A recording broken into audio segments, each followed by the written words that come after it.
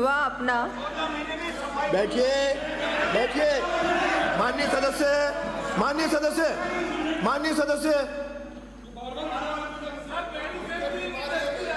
बैठे बैठे मत। आपको 3 दिन बहस के लिए मिलेंगे, तब अपनी चर्चा में भाग में कहना। युवा अपना उद्यम स्थापित कर अपने परिवार की आजीविका सुनिश्चित करने के साथ ही बैठे बैठे न बोले। अन्य को भी रोजगार के अवसर प्रदान करने में सक्षम हो तथा प्रदेश की अर्थव्यवस्था को सुदृढ़ करने में भी योगदान दे। इस दृष्टि से केंद्रीय बजट में scheme for first time entrepreneurs घोषित की गई है। इसके अंतर्गत प्रदेश के 25,000 महिला एवं SC/ST उद्यमियों को लाभ दिलवाने के साथ ही युवाओं हेतु विश्वकर्मा युवा उद्यमी प्रोत्साहन योजना के प्रारंभ करने की मैं घोषणा करती हूँ।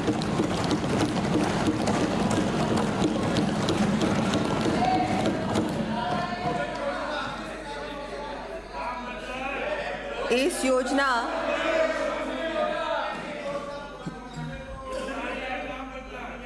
योजना के अंतर्गत 2 करोड़ रुपए तक के ऋण पर 8% इंटरेस्ट सब्सिडी के साथ ही 5 लाख रुपए तक मार्जिन मनी उपलब्ध करवाया जाना प्रस्तावित है। इस योजना हेतु 150 करोड़ रुपए का प्रावधान किया जाएगा। आज प्रदेश में 5,000 से अधिक स्टार्टअप्स के माध्यम से हमारी नई पीढ़ी जेन जी अपनी इनोवेटिव अप्रोच का उपयोग प्रदेश के विकास में कर रोजगार के अवसर सृजित कर रही है। इन स्टार्टअप्स से आज 36,000 युवा जुड़ रहे हैं। आगामी वर्ष 1,500 नए स्टार्टअप्स बनाते हुए 750 से अधिक स्टार्टअप्स को I start fund of funds के माध्यम से फंडिंग उपलब्ध कराने की मैं घोषणा करती हूँ।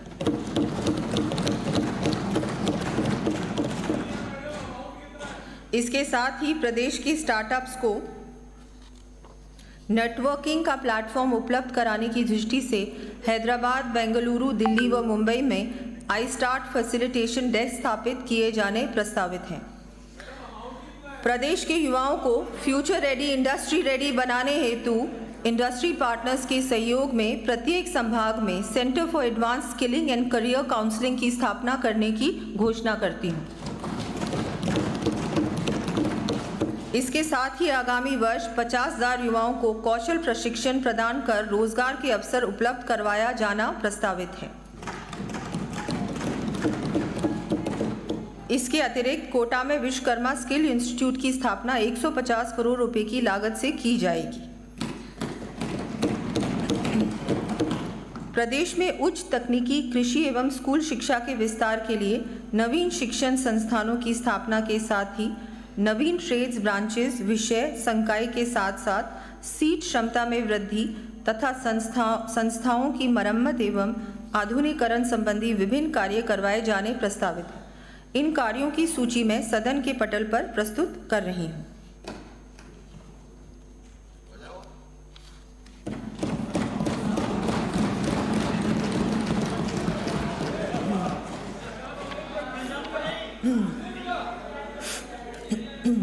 प्रदेश के युवाओं तथा विद्यार्थियों में विज्ञान के प्रति जागरूकता उत्पन्न करने के साथ ही उद्यमिता तथा नवाचार की भावना जागृत करने की दृष्टि से 1,500 विद्यालयों में अटल टिंकरिंग लैब स्थापित किए जाने की घोषणा करती हूँ।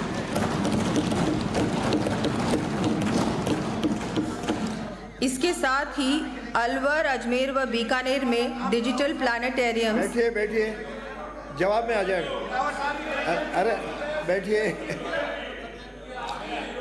इसके साथ ही अलवर, अजमेर व बीकानेर में डिजिटल प्लानिटेरियम्स तथा भरतपुर, कोटा, अजमेर एवं बीकानेर के साइंस सेंटर्स में इनोवेशन हब्स की स्थापना की जाएगी।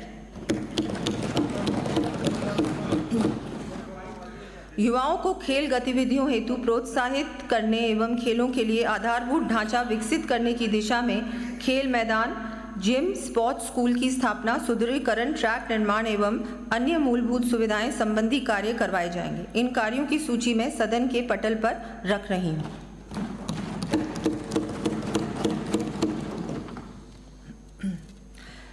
प्रदेश में खिलाड़ियों को प्रोत्साहन देने की दृष्टि से अर्जुन पुरस्कार विजेताओं के समान द्रोणाचार्य पुरस्कार विजेता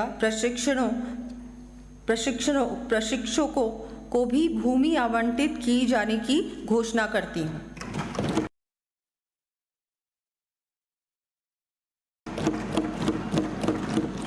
साथ ही तकनीकी शिक्षण संस्थानों में भी स्पोर्ट्स कोटा लागू किया जाना प्रस्तावित है।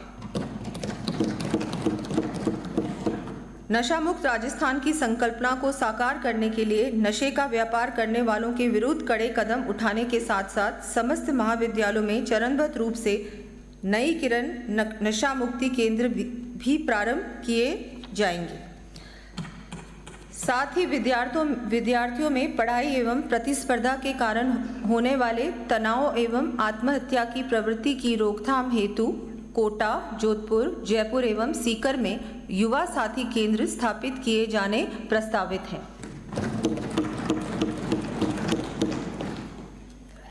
चिकित्सा एवं स्वास्थ्य प्रदेश में जन जन के लिए पहला सुख निरोगी काया के ध्येय की पूर्ति करती मुख्यमंत्री आयुष्मान आरोग्य माँ योजना के अंतर्गत लगभग 35 लाख व्यक्तियों को चिकित्सा लाभ प्राप्त हुआ है। आगामी वर्ष इस योजना के साथ ही आमजन की निशुल्क जांच एवं दवा हेतु 3,500 करोड़ रुपए का माँ कोष गठित किए जाने की मैं घोषणा करती हूँ।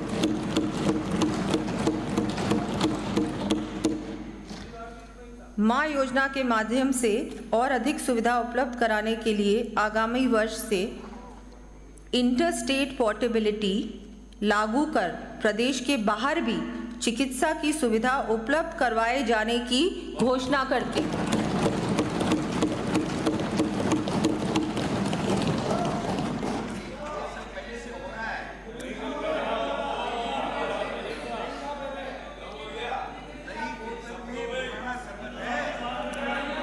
अरे सुन तो लो, बहुत सारी घोषणाएं होंगी, सुन तो लो,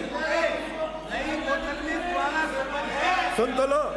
अरे सुनो सुनो नो सुनो नो नो नो 70 वर्ष से अधिक आयु के वृद्धजन हेतु जीरियाट्रिक केयर पैकेजेस, किशोरों के मनोवैज्ञानिक स्वास्थ्य के पैकेजेस, ओरल कैंसर हेतु पैकेज तथा विशेष योग्यजनों हेतु पैकेजेस जोड़े जाने प्रस्तावित हैं। इसके साथ ही राजकीय आयुष चिकित्सालयों के माध्यम से आयुष पैकेज भी योजना में लिए जाने प्रस्तावित हैं। यह एक निर्विवाद तथ्य है कि prevention is better than cure. इस दृष्टि से हमने बृहद स्तर पर स्वास्थ्य शिविर लगाकर ई हेल्थ रिकॉर्ड बनाने का कार्य हाथ में लिया है।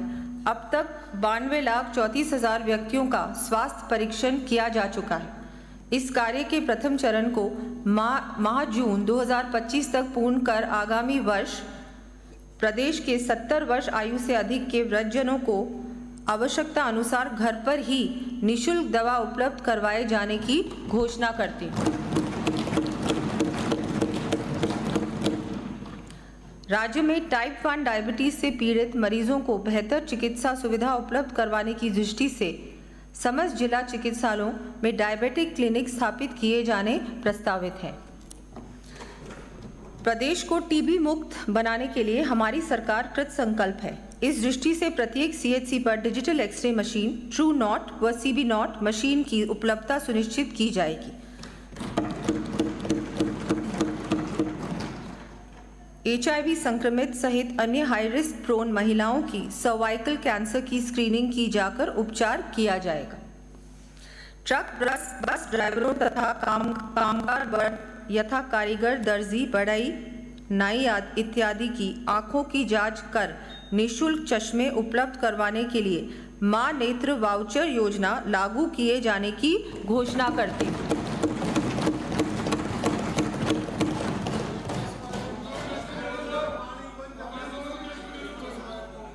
इस पर 75 करोड़ रुपए का व्यय प्रस्तावित है।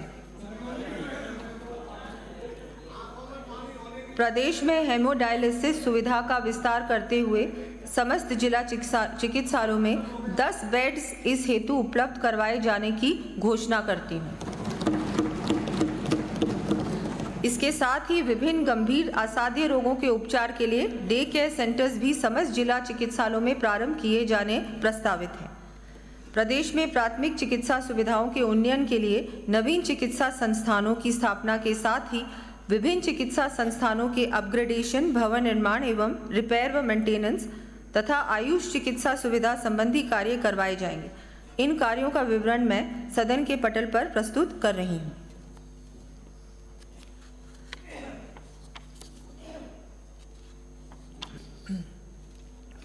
हमारा प्रदेश गंभीर एवं असाध्य रोगों की चिकित्सा के क्षेत्र में अग्रणी रहे एवं प्रदेशवासियों को समस्त प्रकार की चिकित्सा सुविधा प्रदेश में ही सुलभ हो, इस हेतु टर्शरी केयर सिस्टम को सुदृढ़ करने के लिए 1300 करोड़ रुपए से अधिक की लागत से विभिन्न कार्य करवाए जाएंगे। इन कार्यों की सूची मैं सदन के पटल पर प्रस्तुत कर रही हूँ।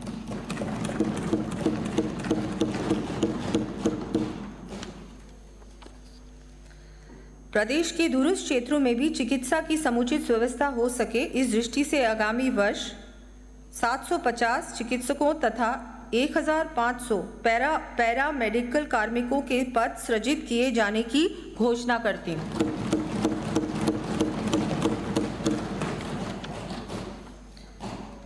प्रदेशवासियों को स्वास्थ्य के प्रति जागरूक करने एवं बेहतर लाइफस्टाइल के लिए प्रेरित करने हेतु फिट इंडिया की तर्ज पर फिट राजस्थान अभियान 50 करोड़ रुपए के प्रावधान के साथ आरंभ करने की मैं घोषणा करती हूँ।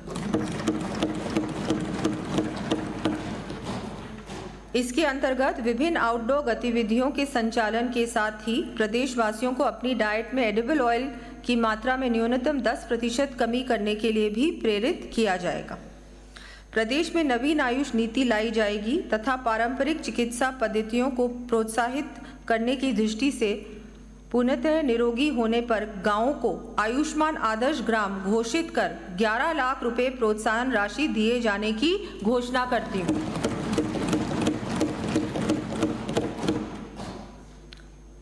राज्य में खाद्य पदार्थों में मिलावट की रोकथाम एवं प्रभावी नियंत्रण के लिए समस्त जिलों में चरणबद्ध रूप से खाद्य प्रयोगशालाएं स्थापित की जाएंगी। आगामी वर्ष हनुमानगढ़, सवाई माधोपुर, जैसलमेर, पाली, सिरोही, चित्तौड़गढ़ व डूंगरपुर में खाद्य प्रयोगशालाएं स्थापित किया जाना प्रस्तावित है। सड़क सुरक्षा। प्रदेश में सड़क दुर्घटनाओं से होने वाली जनहानि को रोकने की दृष्टि से दिल्ली, जयपुर, जयपुर, आगरा तथा जयपुर कोटा हाईवेज पर सड़क सुधार के कार्य करवाते हुए 0 एक्सीडेंट जोन्स बनाए जाने की घोषणा करती हूँ। साथ ही दुर्घटना संभावित चिन्हित लगभग 50 ब्लैक स्पॉट्स के सुधार के साथ अन्य सड़क सुरक्षा कार्य करवाए जाने प्रस्तावित हैं। इन कार्यों हेतु 30 करोड़ रुपए व्यय किए जाएंगे। राज्य में सड़क दुर्घटनाओं में होने वाली जनहानि को कम करने हेतु नेशनल स्टेट हाईवेज पर स्थापित 20 ट्रॉमा सेंटर्स का सुदृढ़ीकरण पीपीपी मोड पर करने हेतु 50 करोड़ रुपए का प्रावधान प्रस्तावित है। इसके साथ ही 25 एडवांस लाइफ सपोर्ट एम्बुलेंसेस भी उपलब्ध करवाई जाएंगी। सामाजिक सुरक्षा। माननीय प्रधानमंत्री श्री नरेंद्र मोदी जी ने कहा है, reducing disparities India's priority, serving the unserved and underserved is an article of faith for us. अर्थात असमानता को कम करना आज भारत की प्राथमिकता है। ज़रूरतमंदों एवं वंचित वर्गों की सेवा करने में हमारी आस्था है। उक्त ध्येय की पूर्ति की दिशा में कदम उठाते हुए अल्प आय वर्ग के बुजुर्ग व्यक्तियों, विधवाओं, एकल नारियों, दिव्यांग व्यक्तियों तथा लघु एवं सीमांत कृषकों को देय पेंशन को आगामी वर्ष से बढ़ाकर 1250 रुपये प्रतिमाह करने की घोषणा करती हूँ।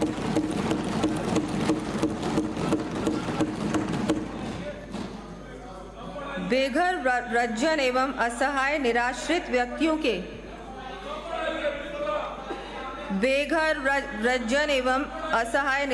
व्यक्तियों के पुनर्वास हेतु स्थापित किए जा रहे स्वयं सिद्धा आश्रमों का दायरा बढ़ाते हुए आगामी वर्ष 10 जिलों में 50 बेड क्षमता के आश्रम खोले जाने प्रस्तावित हैं। राज्य में विशेष योग्यजनों को और अधिक सुविधा एवं संबल प्रदान करने की दृष्टि से 1 लाख दिव्यांगजनों को 20,000 रुपये तक के आर्टिफिशियल लिम्स इक्विपमेंट उपलब्ध करवाए जाने की मैं घोषणा करती हूँ।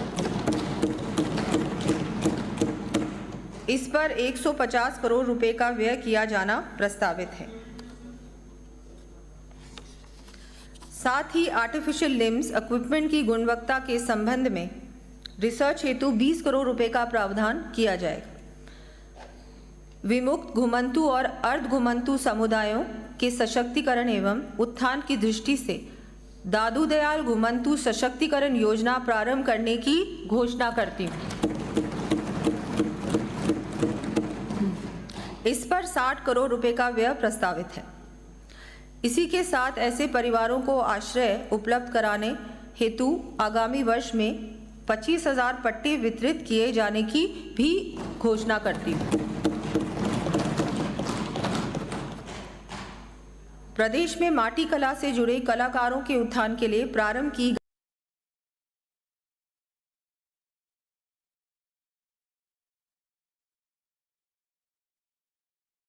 गई योजना को और वृहद रूप देते हुए आगामी वर्ष 2000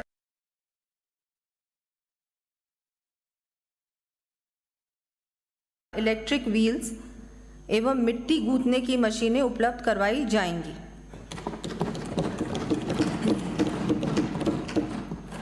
प्रदेश के एससी, एसटी, ओबीसी, ईडब्ल्यूएस, सफाई कर्मचारी, दिव्यांगजन आदि को आर्थिक संबल प्रदान करने की दृष्टि से अनुजा, ओबीसी एवं अल्पसंख्यक निगमों द्वारा दिए गए ऋणों के क्रम में वन टाइम सेटलमेंट स्कीम लाई जानी प्रस्तावित है। हमारे द्वारा gig workers, online platform workers को सोशल सिक्योरिटी प्रदान करने के लिए गठित निधि से आगामी वर्ष इन युवाओं की इनकम में वृद्धि की दृष्टि से लैंग्वेज सर्टिफिकेशन कोर्सेज कराने की सुविधा निःशुल्क दिया जाना प्रस्तावित करती हूँ। साथ ही इस निधि का दायरा बढ़ाते हुए अनऑर्गेनाइज सेक्टर के अन्य श्रमिकों को भी सामाजिक सुरक्षा कवरेज प्राप्त हो सके, इस हेतु gig and unorganise workers development fund स्थापित कर 350 करोड़ रुपए का प्रावधान करने की मैं घोषणा करती हूँ।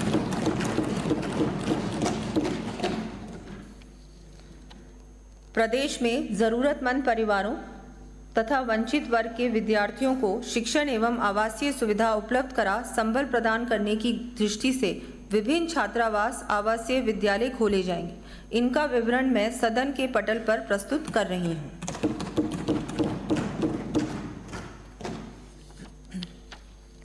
प्रदेश के समस्त राजकीय अनुदानित निजी जन सहभागिता योजना अंतर्गत वंचित वर्गों, महिलाओं, बुजुर्गों एवं दिव्यांगों के लिए संचालित आवासीय संस्थानों का मेस भत्ता बढ़ाकर 3,250 रुपये प्रति आवासीय प्रतिमाह करने की मैं घोषणा करती हूँ।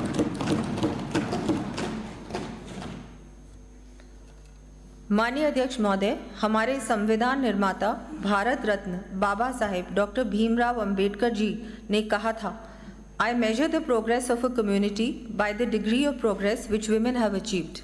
अर्थात मैं किसी समुदाय की प्रगति महिलाओं की प्रगति के आधार पर मापता हूँ। ये हम सबका प्रमुख दायित्व है कि हम अपने प्रदेश में महिलाओं के उत्थान के लिए हर संभव प्रयास करें। इसी क्रम में बालिका गृहों में निवासरत बालिकाओं के 18 वर्ष पूर्ण करने के बाद भी उन्हें हैंड होल्डिंग की आवश्यकता होने पर सुविधा प्रदान करने की दृष्टि से सभी संभागीय मुख्यालयों पर 50 bedded Saraswati half way home स्थापित किए जाने प्रस्तावित हैं।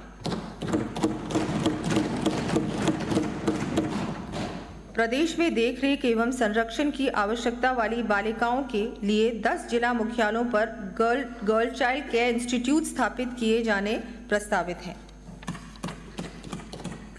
छात्राओं में आत्मरक्षा एवं स्वाभिमान की भावना जागृत करने के लिए 34 महाविद्यालयों में स्थापित रानी लक्ष्मीबाई केंद्रों की सफलता एवं छात्राओं की रुचि को देखते हुए प्रत्येक ब्लॉक पर एक उच्च माध्यमिक विद्यालय अथवा महाविद्यालय में रानी लक्ष्मीबाई केंद्र स्थापित किए जाने की घोषणा करती हूँ।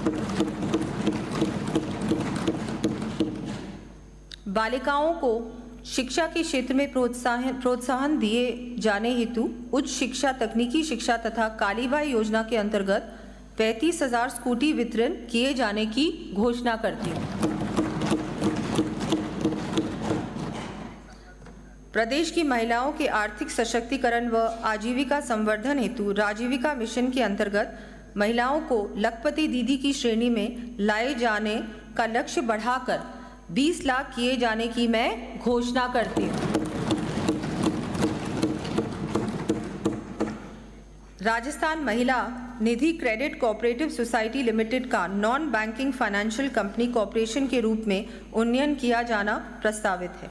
इसके माध्यम से लखपति दीदी की श्रेणी में आने वाली स्वयं सहायता समूह की सदस्यों को 2.5% से घटाकर 1.5% ब्याज दर पर 1 लाख रुपए तक के ऋण उपलब्ध करवाए जाने की घोषणा करती हूँ।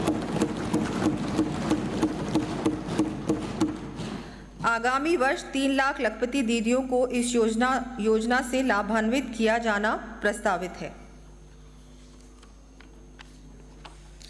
SHGs द्वारा बनाए गए उत्पादों की ब्रांडिंग, पैकेजिंग में सुधार एवं ई-कॉमर्स प्लेटफॉर्म विकसित करने के लिए 10 करोड़ रुपए व्यय किए जाने प्रस्तावित हैं। स्वस्थ शिशु के जन्म हेतु राज्य के आंगनबाड़ी केंद्रों पर गर्भवती महिलाओं को अंतिम 5 महीनों के लिए अतिरिक्त पोषण हेतु मुख्यमंत्री सुपोषण न्यूट्री किट योजना लागू किए जाने की घोषणा करती हूँ। इससे लगभग 2,35,000 महिलाएं लाभान्वित होंगी। इस पर लगभग 25 करोड़ रुपए का व्यय होगा। हमारे द्वारा इस वर्ष मुख्यमंत्री अमृत आहार योजना के माध्यम से आंगनबाड़ी पर आने वाले 3 से 6 वर्ष के बच्चों को अतिरिक्त पोषण हेतु सप्ताह में 3 दिवस दूध उपलब्ध करवाने की व्यवस्था की गई है। आगामी वर्ष से इस योजना के अंतर्गत आंगनबाड़ी पर सप्ताह में 5 दिवस दूध उपलब्ध करवाए जाने की घोषणा करती हूँ। इससे 200 करोड़ रुपए से अधिक का भार आएगा। प्रदेश में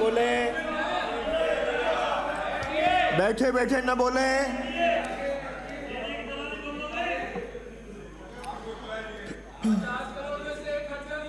इससे 200 करोड़ रुपए से अधिक का भार आएगा। प्रदेश में खाद्य सुरक्षा का लाभ वास्तविक जरूरतमंद परिवारों को प्राप्त हो सके, इस दृष्टि से 10 लाख नवीन यूनिट्स NFSA लाभान्वित के रूप में जोड़ा जाना प्रस्तावित है। इस प्रकार समस्त सामाजिक सुरक्षा पेंशनर्स को NFSA के अंतर्गत राशन उपलब्ध करवाया जाना संभव हो सकेगा। अल्प आय वर्ग के परिवारों को भी रोजमर्रा की आवश्यकता का सामान उचित मूल्य पर मिल सके, इस हेतु 5,000 उचित मूल्य की दुकानों पर अन्नपूर्णा भंडार खोले जाने प्रस्तावित हैं।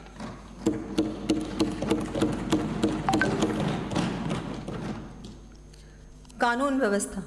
प्रदेश को खुशहाली के पथ पर अग्रसर करने के लिए आवश्यकता है कि यहाँ कानून व्यवस्था सतत रूप से बनी रहे। आमजन विशेषकर हमारे बहन बेटियाँ पूर्ण रूप से सुरक्षित अनुभव करें तथा आज के युग में प्रदेशवासियों को साइबर क्राइम एवं ऑर्गेनाइज्ड क्राइम पर भी प्रभावी अंकुश लगाकर निर्भीक जीवन जीने का इकोसिस्टम वातावरण मिल सके। माननीय प्रधानमंत्री जी ने इस उद्देश्य से स्मार्ट पुलिसिंग का मंत्र दिया है, जहां स्मार्ट का अभिप्राय है S for strategic, M for meticulous, A for adaptable, R for reliable and T for transparent.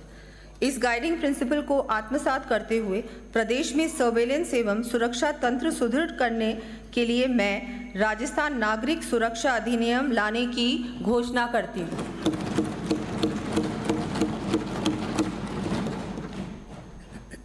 माननीय मुख्यमंत्री श्री भजनलाल जी शर्मा के नेतृत्व में आज राजस्थान की पुनः एक शांति प्रिय प्रदेश के रूप में पहचान हो रही है। इस पहचान को बनाए रखने के लिए हमारी सरकार ठोस कदम उठा रही है। संवेदनशील स्थानों पर राज्य स्तरीय अभय कमांड सेंटर के माध्यम से पुलिस बल की त्वरित पहुंच सुनिश्चित करने की दृष्टि से 2 वर्षों में 1000 वाहन उपलब्ध करवाए जाने की मैं घोषणा करती हूँ। साथ ही आगामी वर्ष 3,500 नवीन पुलिस पद सृजित किए जाने भी प्रस्तावित हैं।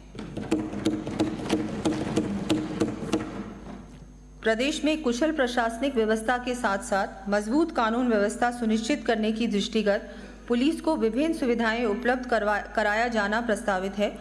इनका विवरण मैं सदन के पटल पर प्रस्तुत कर रही हूँ।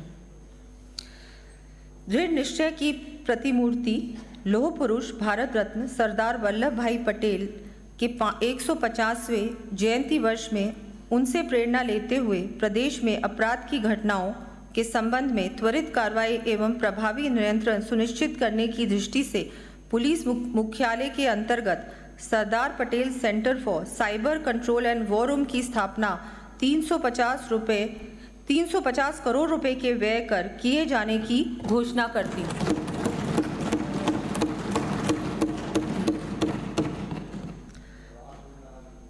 अपराधियों के सुधार, पुनर्वास तथा बंदी गृह उन्नयन संबंधी विभिन्न कार्य करवाए जाने प्रस्तावित हैं। इन कार्यों की सूची में सदन के पटल पर प्रस्तुत कर रही हूँ। प्रदेश में कानून एवं न्यायिक तंत्र के विस्तार एवं सुदृढ़ीकरण के लिए पुलिस थाने, पुलिस कार्यालय आधारभूत सुविधाएं विकसित करने के साथ ही विभिन्न न्यायालय खोले क्रमोन्नत किए जाएंगे। इन कार्यों का विवरण मैं सदन के पटल पर प्रस्तुत कर रही हूँ।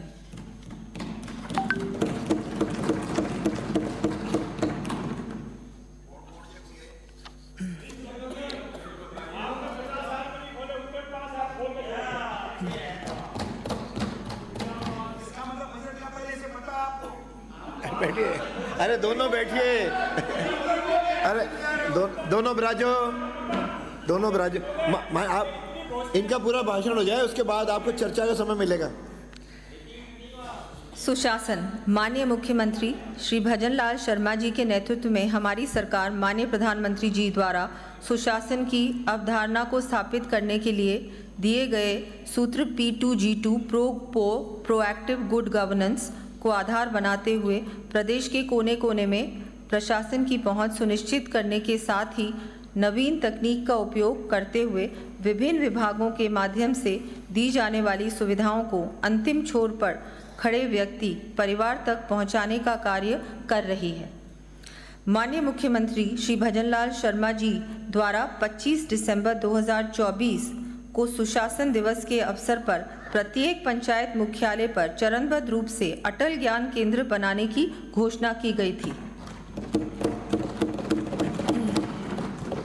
इन ज्ञान केंद्रों में प्रेरकों द्वारा युवाओं को रोजगार परक प्रशिक्षण एवं ई-लाइब्रेरी की व्यवस्था के साथ साथ आमजन को विभिन्न विभागों की सेवाएं सुलभ कराने की व्यवस्था की जाएगी।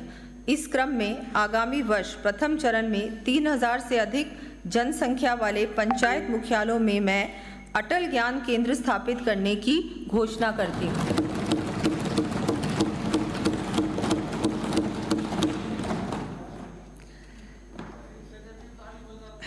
माननीय प्रधानमंत्री जी ने 26 नवंबर 2022 को संविधान दिवस के अवसर पर संपूर्ण देश को महाभारत के श्लोक लोक रंजनम एवं अन्न राज्ञाम धर्म सनातन सत्यस्ते रक्षणम चैव व्यवहारस्य यार्जवम अर्थात प्रजा नागरिकों को प्रसन्न रखना, सत्य और सादगी से कार्य करना, ये राज्य राज का ध्येय होना चाहिए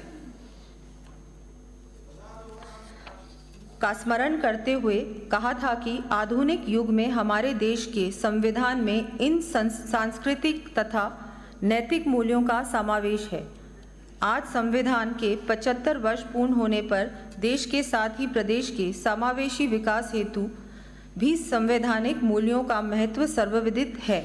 अतः महत्वपूर्ण निर्णयों में संवैधानिक मूल्यों की अनुपालना की दृष्टि से सभी स्टेक होल्डर्स की कैपेसिटी बिल्डिंग सुनिश्चित करने हेतु doctor Bhimrao Ambedkar law university Jaipur के अंतर्गत Ambedkar institute of constitutional studies and research की स्थापना किए जाने की मैं घोषणा करती हूँ।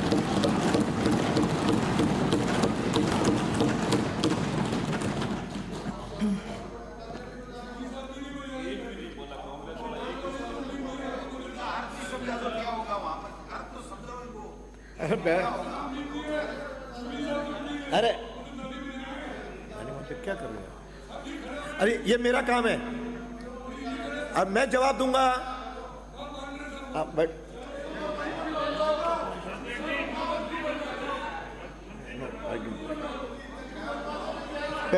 अरे आप बैठो, आप बैठो, आप बैठिए।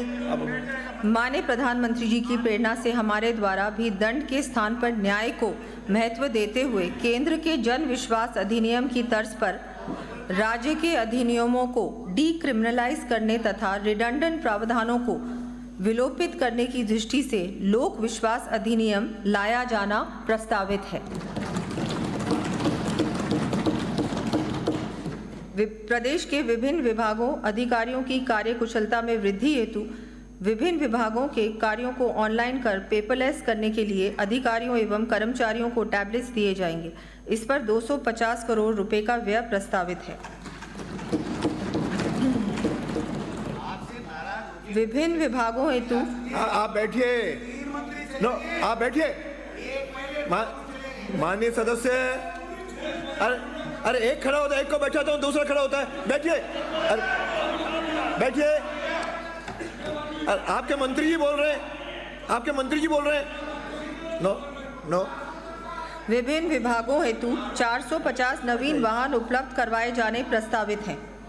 प्रदेश के कोने कोने में ई गवर्नेंस के माध्यम से सरकारी सेवाओं को सुलभ रूप से पहुंचाने की दृष्टि से डिजिटल इंफ्रास्ट्रक्चर को और अधिक सुरक्षित एवं सुदृढ़ करने हेतु 400 करोड़ रुपए से नवीनतम तकनीक आधारित राजनेट 2.0 स्थापित किए जाने की घोषणा करती हूँ। राजनेट 2.0 के माध्यम से कनेक्टिविटी की क्षमता में दुगुनी वृद्धि किया जाना प्रस्तावित है। इसके साथ ही राजनेट को भारत नेट से जोड़ते हुए चरणबद्ध रूप से समस्त प्राथमिक चिकित्सा केंद्रों तथा उच्च माध्यमिक विद्यालयों में ब्रॉडबैंड कनेक्टिविटी उपलब्ध करवाई जाएगी। विभिन्न विभागों की सेवाएं ऑनलाइन माध्यम से निर्बाध रूप से उपलब्ध हो सकें, इस दृष्टि से 500 करोड़ रुपए व्यय कर disaster recovery data centre Jodhpur में स्थापित करना प्रस्तावित है। प्रदेश में फ्रंटियर टेक्नोलॉजी से संबंधित रिसर्च एंड डेवलपमेंट के लिए 300 करोड़ रुपए के प्रावधान से Brahmagupta centre of frontier technologies की स्थापना किए जाने की घोषणा करती हूँ। आमजन को समयबद्ध एवं संतोषजनक सेवाएं प्रदान करने हेतु क्षेत्रीय कार्यालयों के कवरेज के उन्नयन के लिए विभिन्न प्रशासनिक इकाइयों की स्थापना व क्रमोन्नयन तथा भवन निर्माण संबंधी कार्य करवाए जाएंगे। इन कार्यों की सूची मैं सदन के पटल पर प्रस्तुत कर रही हूँ। जन समस्याओं का प्रभावी समाधान सुनिश्चित करने हेतु प्रत्येक विधानसभा क्षेत्र में विधायक जन सुनवाई केंद्र MLA लैड योजना के अंतर्गत 10 लाख रुपए का प्रावधान कर स्थापित किया जाना प्रस्तावित है।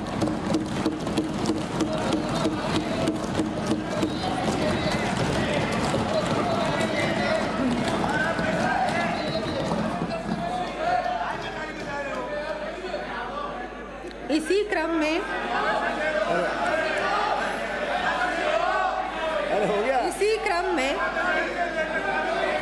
अरे भाई बैठे न बोले। माननीय मंत्री जी, माननीय डोटासरा जी, रोहित बोरा, नो, ये काम मेरा है। नो। इसी क्रम में मान्य सदस्यगण को कार्यकुशलता में वृद्धि की दृष्टि से लैपटॉप उपलब्ध करवाए जाने की घोषणा करती हूँ। माननीय अध्यक्ष महोदय, जहां गत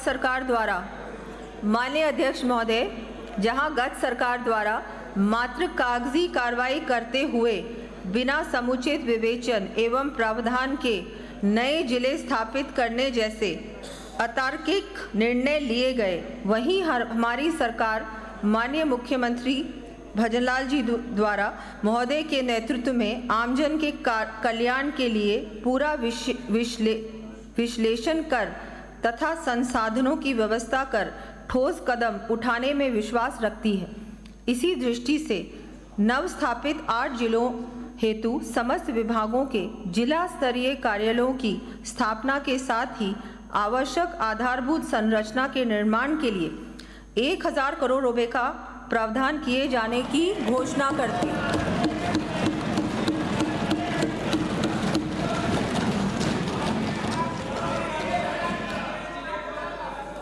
आमजन को विभिन्न सेवाएं व सुविधाएं उपलब्ध करवाने में सरकारी कार्मिकों की महत्वपूर्ण भूमिका को देखते हुए हमारी सरकार कार्मिक कल्याण एवं उनकी भविष्य की सुरक्षा के प्रति पूर्णतः सजग है।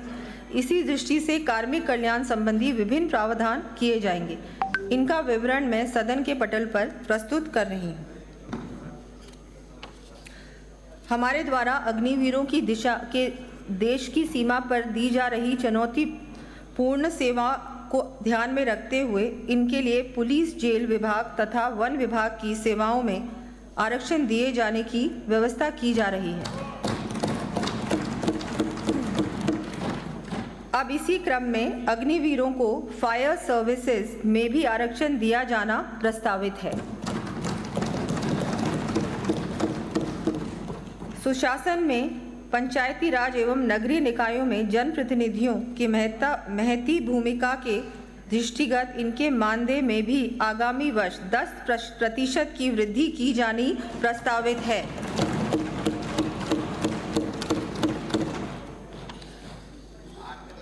आमजन में जागरूकता का संचार करने में हमारे पत्रकार साथियों की भूमिका को देखते हुए पत्रकार कल्याण हेतु देय अधिकतम 1 लाख रुपए की राशि को बढ़ाकर 3 लाख रुपए तक करने की घोषणा करती हूँ।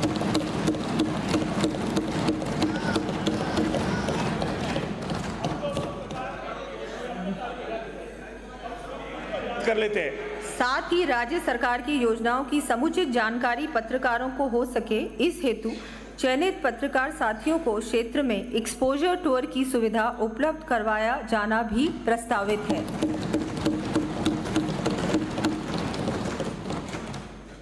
माननीय अध्यक्ष महोदय, माननीय मुख्यमंत्री श्री भजनलाल जी शर्मा के मार्गदर्शन में हमने अथक प्रयास करते हुए प्रदेश को विकास की नई ऊंचाइयों पर ले जाने का संकल्प लिया है।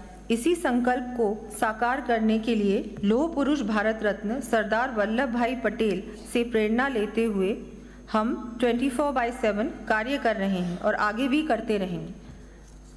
आज मैं सदन को उनका कथन याद दिलाना चाहूँगी। Success comes to those who dare to dream and work tirelessly to turn those dreams into reality. अर्थात कामयाबी उन लोगों को मिलती है जो सपने देखने की हिम्मत करते हैं और उन सपनों को वास्तविकता में बदलने के लिए अथक परिश्रम करते हैं।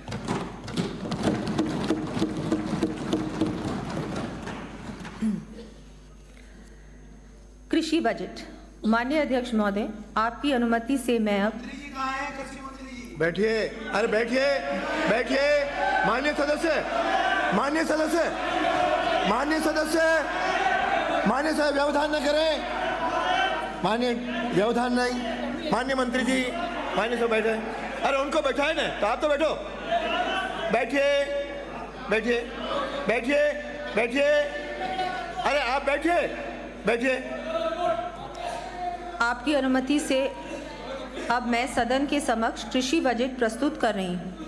किसी भी देश के लिए कृषि और हमारे अन्नदाता किसान साथियों की महत्ता राष्ट्रपिता महात्मा गांधी के कथन से स्पष्ट हो जाती है। There are people in the world so hungry that God cannot appear to them except in the form of bread. अर्थात दुनिया में ऐसे भी लोग हैं जिन्हें भूख के कारण भगवान रोटी के रूप में ही दिखाई देते हैं। हमारी सरकार ने किसान भाइयों को संबल देने व नवीन कृषि तकनीकों के प्रयोग के साथ ही कृषि उत्पादकता में वृद्धि की दृष्टि से सिंचाई व्यवस्था को सुदृढ़ करने की दिशा में भी ठोस कदम उठाए हैं। सिंचाई। अरे बैठिए।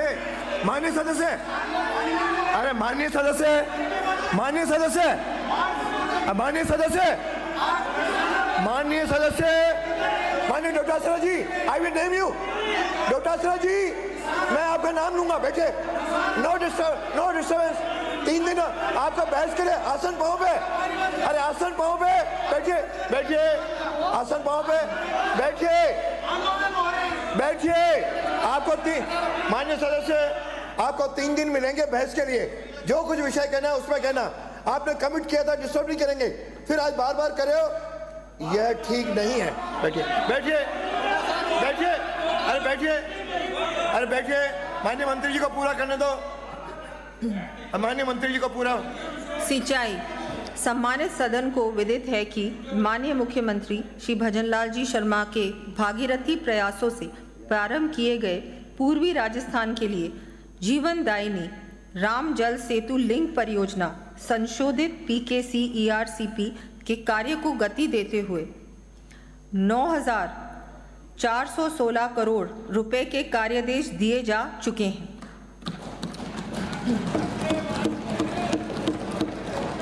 12,064 करोड़ रुपए की निविदाएं जारी की जा चुकी हैं तथा 12,807 करोड़ रुपए की स्वीकृति जारी की गई है। इन परियोजनाओं को और बृहद रूप देते हुए अब मैं 9,300 करोड़ रुपए से अधिक की लागत से विभिन्न कार्य करवाए जाने की घोषणा करती हूँ। इन कार्यों की सूची मैं सदन के पटल पर प्रस्तुत कर रही हूँ। प्रदेश में river linking, run of water conservation तथा कैनाल सिस्टम्स के माध्यम से जल प्रबंधन हेतु Rajasthan irrigation water grid commission के अंतर्गत विभिन्न परियोजनाओं के समयबद्ध क्रियान्वयन को सुनिश्चित करने के लिए ERCP कॉर्पोरेशन का उन्नयन कर राजस्थान वाटर ग्रिड कॉर्पोरेशन स्थापित करने की घोषणा करती हूँ। आगामी वर्ष लगभग 4,000 करोड़ रुपए के कार्य इस कॉर्पोरेशन के माध्यम से हाथ में लिए जाएंगे। इनका विवरण मैं सदन के पटल पर प्रस्तुत कर रही हूँ। नो, बीच में नहीं, बीच में नहीं। 3 दिन मिलेंगे तब बोलना, नहीं तो तब भी फिर आपका नाम बोलने में नहीं रखूंगा। You will disturb. चलिए। ये अध्यक्ष महोदय, बहुत सारे कार्य हैं इसलिए थोड़ा समय लग रहा है। बैठिए। नो,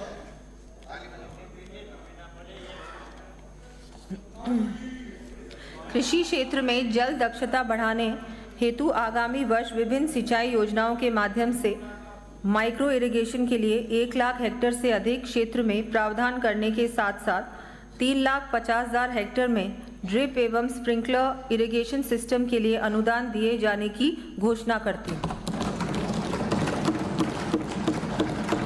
इस पर 1,250 करोड़ रुपए का व्यय होना प्रस्तावित है। इसी के साथ आगामी वर्ष 50,000 फार्म पॉन्ड्स, 10,000 डिग्गियों, 50,000 सौर पंप संयंत्रों तथा 20,000 किलोमीटर सिंचाई पाइपलाइन के लिए 900 करोड़ रुपए का अनुदान दिए जाने की घोषणा करती हूँ। इन योजनाओं के माध्यम से 4 लाख से अधिक विकास साथी लाभान्वित हो सकेंगे, किसान साथी लाभान्वित हो सकेंगे। कृषक कल्याण। माननीय प्रधानमंत्री श्री नरेंद्र मोदी जी ने देश के विकास में किसान साथियों की भूमिका को रेखांकित करते हुए कहा है, हमारे किसान भाई बहनों पर देश को गर्व है। ये जितना सशक्त होंगे, नया भारत भी उतना ही समृद्ध होगा। मुझे खुशी है कि पीएम किसान सम्मान निधि और कृषि से जुड़ी अन्य योजनाएं देश के करोड़ों किसानों को नई ताकत दे रही हैं। इस वर्ष माननीय मुख्यमंत्री जी ने प्रदेश के किसानों के हित में पीएम किसान सम्मान निधि की राशि में वृद्धि की थी।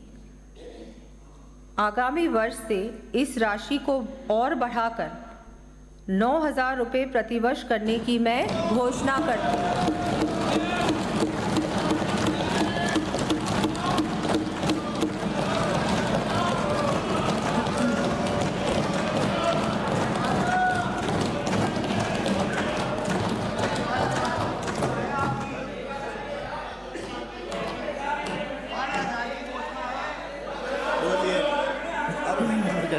इसी के साथ गेहूं के इसी के साथ गेहूं के मिनिमम सपोर्ट प्राइस के ऊपर प्रति क्विंटल बोनस राशि को भी बढ़ाकर 150 रुपये की दर से उपलब्ध करवाने की घोषणा करती हूं।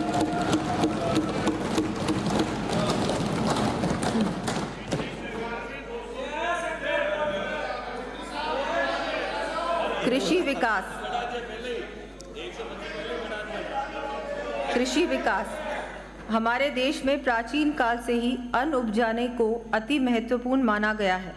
ऋग्वेद के मांडल 4 सूक्त 57 के मंत्र 4 में उल्लेख किया गया है, खेती करने वाले जन उत्तम हल आदि सामग्री ऋषभ और बीजों को इकट्ठा करके खेतों को उत्तम प्रकार से जोतकर उनमें उत्तम अनों को उत्पन्न करें। प्रदेश में कृषि एवं हॉर्टिकल्चर के विकास को सुनिश्चित करने के लिए हमारे द्वारा लागू की गई राजस्थान कृषि विकास योजना के अंतर्गत आगामी वर्ष 1350 करोड़ रुपए के कार्य कराने की मैं घोषणा करती हूँ।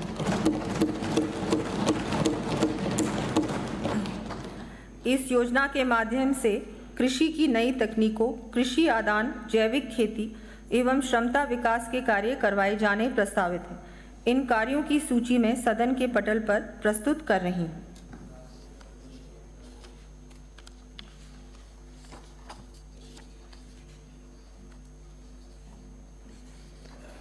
केंद्र सरकार द्वारा घोषित प्रधानमंत्री धन धान्य कृषि योजना के अंतर्गत आगामी वर्ष राज्य के चयनित जिलों में परियोजनाएं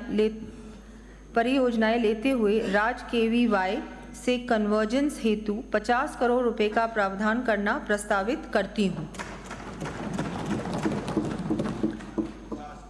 फसलों को नीलगाय, जंगली जानवरों व निराश्रित पशुओं से होने वाले नुकसान से बचाव व रोकथाम के लिए लगभग 75,000 किसानों को 30,000 किलोमीटर लंबाई में तारबंदी हेतु अनुदान दिया जाना प्रस्तावित है।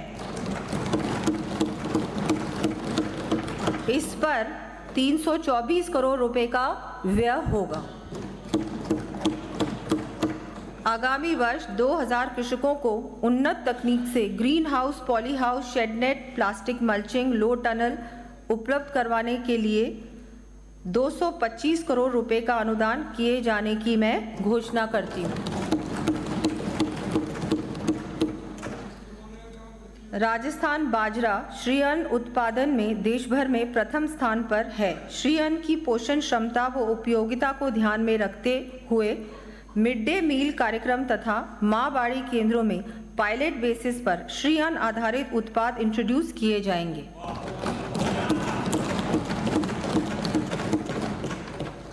श्री अन्न के उत्पाद आमजन को आसानी से उपलब्ध कराने एवं प्रचलन में लाने हेतु प्रत्येक जिले में प्रमुख स्थानों को चिन्हित कर मिलेट्स उत्पाद आउटलेट्स खोले जाएंगे। राज्य में नमो ड्रोन दीदी योजना एवं कस्टम हायरिंग सेंटर्स पर उपलब्ध ड्रोन्स के माध्यम से आगामी वर्ष 1 लाख हेक्टेयर में नैनो यूरिया एवं नैनो DAP का छिड़काव करने के लिए 2,500 रुपये प्रति हेक्टेयर अनुदान दिए जाने की मैं घोषणा करती हूँ।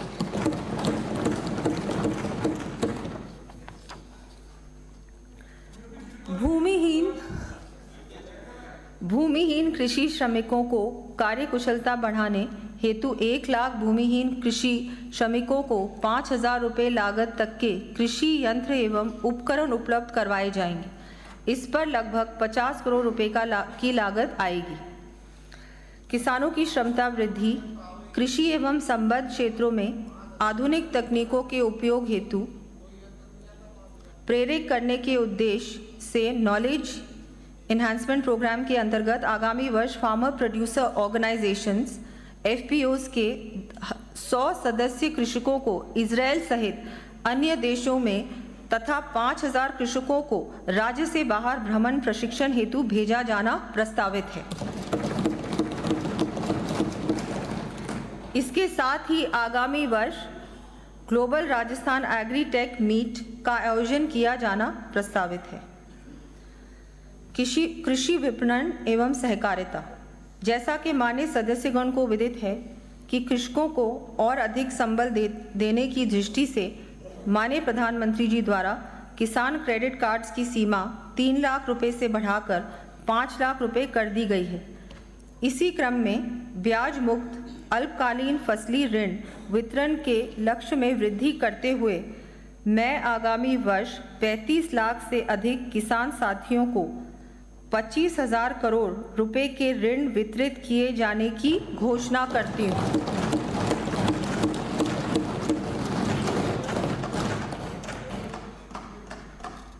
इस हेतु 738 करोड़ रुपए ब्याज अनुदान पर व्यय किए जाएंगे। हमारे द्वारा प्रारंभ की गई गोपाल क्रेडिट कार्ड योजना के अंतर्गत आगामी वर्ष संख्या बढ़ाकर 2,50,000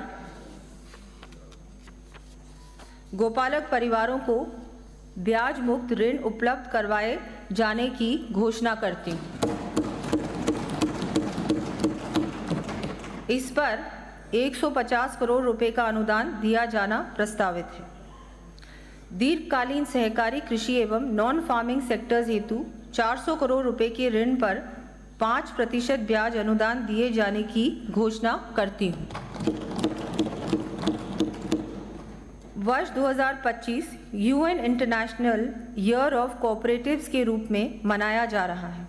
किसानों को संबल प्रदान करने में ग्राम सेवा सहकारी समितियों की भूमिका के दृष्टिगत आगामी 2 वर्षों में शेष रहे 2,500 से अधिक ग्राम पंचायत मुख्यालयों पर GSS स्थापित करने की मैं घोषणा करती हूँ।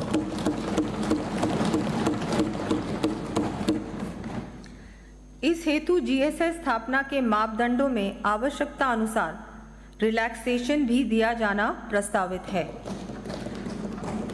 इसके साथ ही नवीन स्थापित 8 जिलों में क्रय विक्रय सहकारी संघों की स्थापना भी की जानी प्रस्तावित है।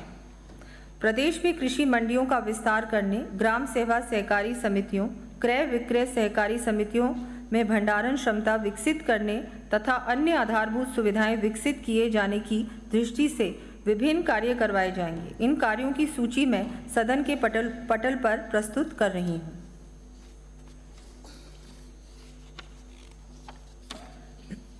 पशुपालन एवं डेयरी। प्रदेश में पशुपालकों को आर्थिक सुरक्षा प्रदान करने के लिए मुख्यमंत्री मंगला पशु बीमा योजना शुरू की गई है। इस योजना का दायरा बढ़ाते हुए आगामी वर्ष प्रत्येक श्रेणी में बीमित पशुपालकों की संख्या को दुगना किए जाने की घोषणा करती हूँ। इस पर 200 करोड़ रुपए का अतिरिक्त व्यय प्रस्तावित है। आगामी वर्ष सेक्स ऑडिट आर्टिफिशियल इंसेमिनेशन के लिए प्रथम 2 AI पर 75% अनुदान के साथ ही शेष 2 AI पर तक 50% अनुदान देते हुए 10 लाख पशुपालकों को लाभान्वित किया जाना प्रस्तावित करती हूँ। वर्तमान में पशुधन निःशुल्क आरोग्य योजना के अंतर्गत निःशुल्क उपलब्ध करवाए जा रहे औषधियों व टीकों की संख्या को 138 से बढ़ाकर 200 किए जाने की घोषणा करती हूँ।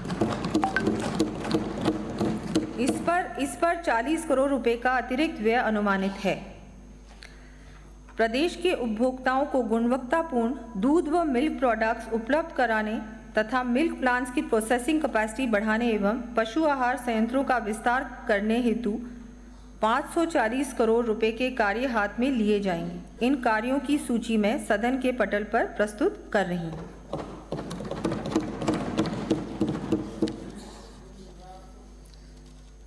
मुख्यमंत्री दुग्ध उत्पादक संबल योजना के तहत दुग्ध संग्रहण लक्ष्य को बढ़ाकर 13,000 लाख लीटर किया जाना प्रस्तावित है। साथ ही 1,000 नवीन सहकारी समितियों संग्रहण केंद्रों की स्थापना की जाएगी। प्रदेश में संचालित गौशालाओं तथा नंदीशालाओं हेतु प्रति पशु दय अनुदान को आगामी वर्ष 15% बढ़ाकर 50 रुपये प्रतिशत किए जाने की मैं घोषणा करती हूँ।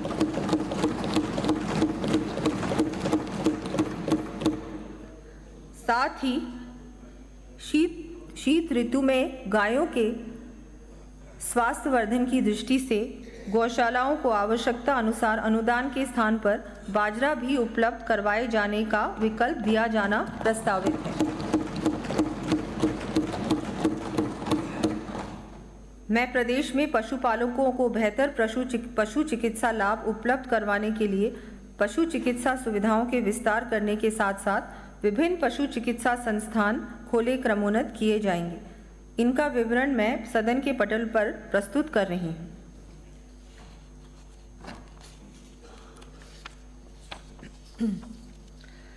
पशुपालकों को पशु चिकित्सा व पशुपालन विभाग की विभिन्न योजनाओं का लाभ दिलवाने हेतु 100 पशु चिकित्सा अधिकारियों व 1000 पशुधन निरीक्षकों की भर्ती की जाने की घोषणा करती हूँ।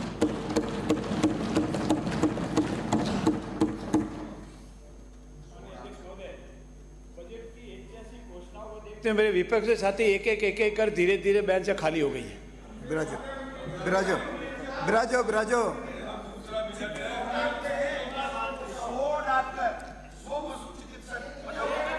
बैठिए बैठिए।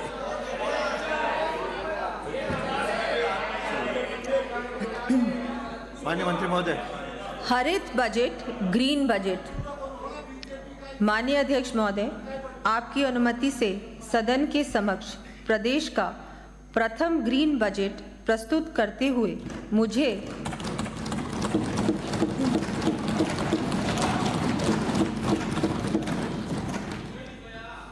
मुझे अत्यंत हर्ष का अनुभव हो रहा है। जैसा कि माननीय सदस्यगण को विदित है, संपूर्ण विश्व एवं देश के साथ ही प्रदेश को भी वर्ष 2030 तक सस्टेनेबल डेवलपमेंट गोल्स का लक्ष्य प्राप्त करना है। ग्रीन ग्रोथ के महत्व एवं आवश्यकता का उल्लेख करते हुए माननीय प्रधानमंत्री श्री नरेंद्र मोदी जी ने कहा है, for us protection of environment is an article of faith. We have natural resources because our previous generations protected these resources. We must do the same for our future generations. We have to move towards zero defect and zero effect. Zero defect in production with no adverse effect on the environment. माननीय मुख्यमंत्री श्री भजनलाल जी शर्मा के नेतृत्व एवं मार्गदर्शन में सभी विभागों में सस्टेनेबल ग्रीन प्रणाली को प्रोत्साहित करने के साथ ही 10 बिंदुओं पर विशेष फोकस देने का विनिश्चय किया है, जो इस प्रकार है। 1. Climate change adaptation. 2. Forest and environment, biodiversity, ecology. 3. Sustainable agriculture, water harvesting, recharge. 4. Sustainable land use. 5. Green energy. 6. Recycling and waste disposal, circular economy. 7. Clean tech development. 8. Green audit. 9. Capacity building, education, skilling. 10. Green funding. माननीय सदस्यों को जानकर प्रसन्नता होगी कि वर्ष 2025-26 हेतु विभिन्न क्षेत्रों में ग्रीन बजट के अंतर्गत 27,854 करोड़ रुपए का प्रावधान रखा गया है, जो कि कुल स्कीम एक्सपेंडिचर का 11.34% है। आगामी वित्तीय वर्ष के लिए प्रस्तावित किए गए विभिन्न विभागों के कार्यों में ग्रीन ग्रोथ से संबंधित बिंदुओं का समावेश किया गया है, जैसे renewable energy, sustainable agriculture, circular economy, waste management and recycling, e vehicles etcetera. इनके साथ ही विशेष ग्रीन इनिशिएटिव्स की ग्रीन इनिशिएटिव्स KGIs अब मैं माननीय सदन के समक्ष प्रस्तुत कर रही हूँ। 1. Climate change adaptation. यद्यपि inter governmental panel on climate change ने पर्यावरण में वर्ष 2050 तक समुचित सुधार की अपेक्षा की है, तथापि हमें माननीय प्रधानमंत्री जी द्वारा प्रारंभ किए गए मिशन लाइफ से प्रेरणा लेते हुए इस बदलते क्लाइमेट सिनेरियो के अनुरूप परिवेश तथा जीवन शैली को ढालना होगा। प्रदेश में कृषि एवं खाद्य सुरक्षा, डेजर्ट इकोसिस्टम एवं लैंड मैनेजमेंट, ऊर्जा एवं जल के उपयोग, स्वास्थ्य, पशुपालन तथा नागरिक सुविधाओं के संबंध में कार्यप्रणाली, तकनीक एवं इनके उपयोग की पद्धति में परिवर्तन की दृष्टि से मैं 5 वर्षीय क्लाइमेट चेंज अडेप्टेशन प्लान 2030 बनाए जाने की घोषणा करती हूँ। इसके साथ ही 150 करोड़ रुपए की लागत से centre of excellence for climate change स्थापित किया जाना प्रस्तावित करती हूँ। Forest and environment, biodiversity, ecology. माननीय प्रधानमंत्री जी द्वारा प्रारंभ किए एक पेड़ मां के नाम अभियान से प्रेरणा लेकर इस वर्ष प्रदेश में 7 करोड़ से अधिक वृक्षारोपण किया गया है। आगामी वर्ष मिशन हरियालो राजस्थान के अंतर्गत 10 करोड़ पौधे लगाने की मैं घोषणा करती हूँ।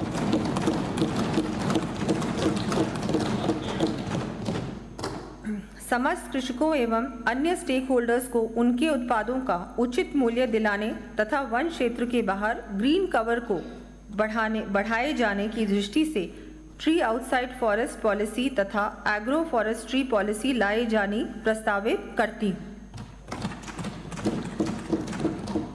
वन एवं वन्य जीव संरक्षण की कार्य योजना का समयबद्ध क्रियान्वयन सुनिश्चित करने हेतु विभिन्न कार्य करवाए जाएंगे। इन कार्यों की सूची मैं सदन के पटल पर प्रस्तुत कर रही हूँ।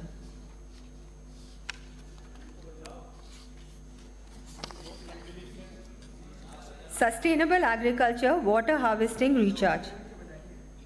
केमिकल फर्टिलाइजर्स एवं पौधे संरक्षण रसायनों के दुष्प्रभाव से स्वास्थ्य पर पड़ रहे विपरीत प्रभाव की रोकथाम के लिए नेशनल नेचुरल फार्मिंग मिशन के अंतर्गत कृषकों को दिए जा रहे संबल में वृद्धि करते हुए आगामी वर्ष 2,50,000 किसानों को अनुदान दिए जाने की घोषणा करती हूँ।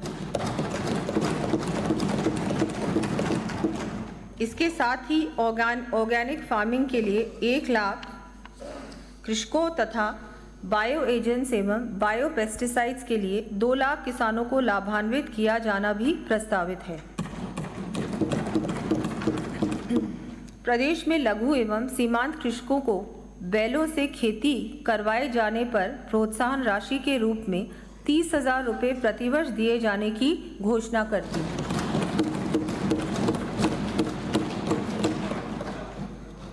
साथ ही ऐसे किसान साथियों को गोबर गैस प्लांट लगाने के लिए सब्सिडी भी दी जानी प्रस्तावित है।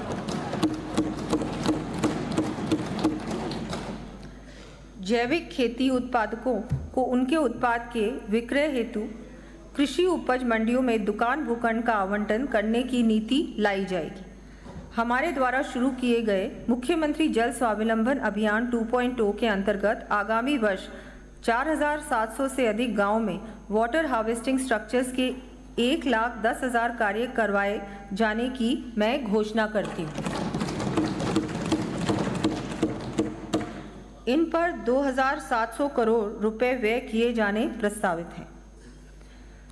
सस्टेनेबल लैंड यूज, विकसित राजस्थान एट 2047 हेतु जीआईएस आधारित green land use perspective plan बनाए जाने के लिए 30 करोड़ रुपए का प्रावधान प्रस्तावित करती हूँ। महात्मा गांधी नरेगा योजना अंतर्गत भूमि विकास के कार्यों यथा चारागाह विकास, नदी तट स्थिरीकरण एवं पहाड़ी क्षेत्रों के संरक्षण हेतु 500 करोड़ रुपए की राशि व्यय की जानी प्रस्तावित है।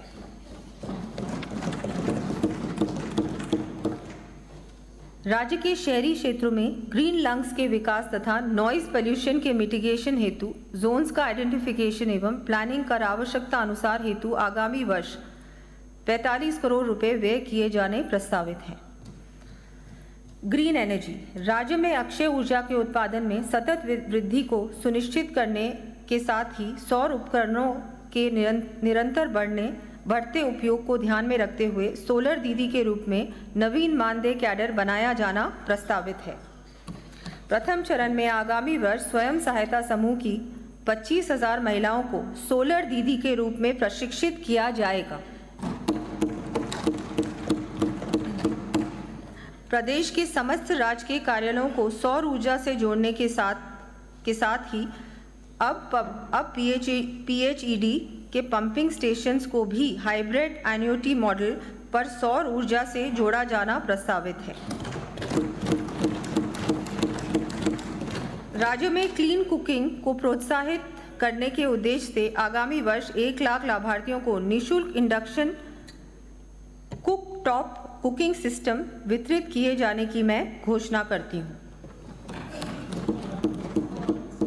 Recycling and waste disposal circular economy. Circular economy के व्यापक प्रसार के लिए Rajasthan circular economy incentive scheme 2025 लाए जाने की घोषणा करती हूँ। इस स्कीम के माध्यम से रिसाइकलिंग रीयूज के क्षेत्र में R&D के लिए 2 करोड़ रुपए तक अनुदान दिया जाएगा। सर्कुलर इकोनॉमी के क्षेत्र में कार्यरत MSMEs तथा स्टार्टअप्स को विभिन्न योजनाओं में दिए जा रहे ऋण अनुदान में 0.5% की अतिरिक्त छूट प्रदान की जाएगी। प्रदेश में 15 वर्ष से पुराने वाहनों का उपयोग निश्चित करने तथा नई टेक्नोलॉजी के प्रदूषण रहित वाहनों के उपयोग का प्रोत्साहित करने हेतु राजस्थान व्हीकल स्क्रैप पॉलिसी लाया जाना प्रस्तावित है।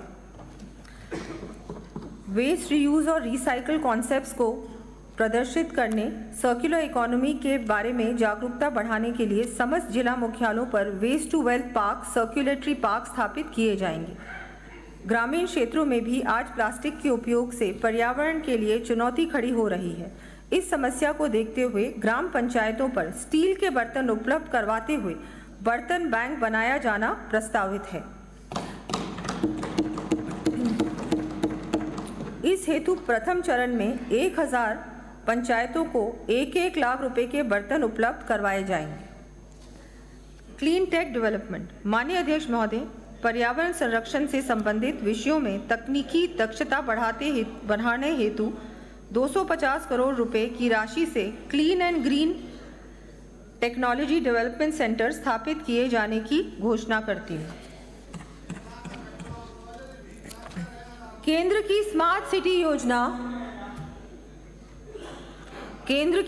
सिटी योजना की तर्ज पर बूंदी, नाथद्वारा, खाटू श्याम जी, माउंट आबू, बालोतरा, भरतपुर, बीकानेर, सवाई माधोपुर, अलवर, जोधपुर, जैसलमेर, किशनगढ़, भिवाड़ी, भीलवाड़ा, मंडावा, पुष्कर के शहरी क्षेत्रों को 900 करोड़ रुपए का कोष गठित कर आगामी 3 वर्षों में clean and green eco cities के रूप में विकसित किए जाने की घोषणा करती हूँ।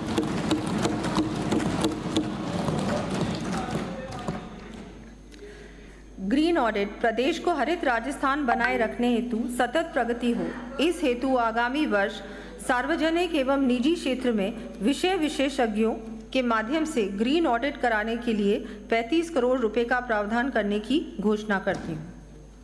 Capacity building, education, skilling. राज्य में सतत विकास लक्ष्यों SDGs के इम्प्लीमेंटेशन में आने वाली कमियों की पहचान करने तथा सतत विकास लक्ष्यों को वर्ष 2030 तक त्वरित गति से प्राप्त करने के लिए sustainable development goals coordination and acceleration centre स्थापित किया जाएगा।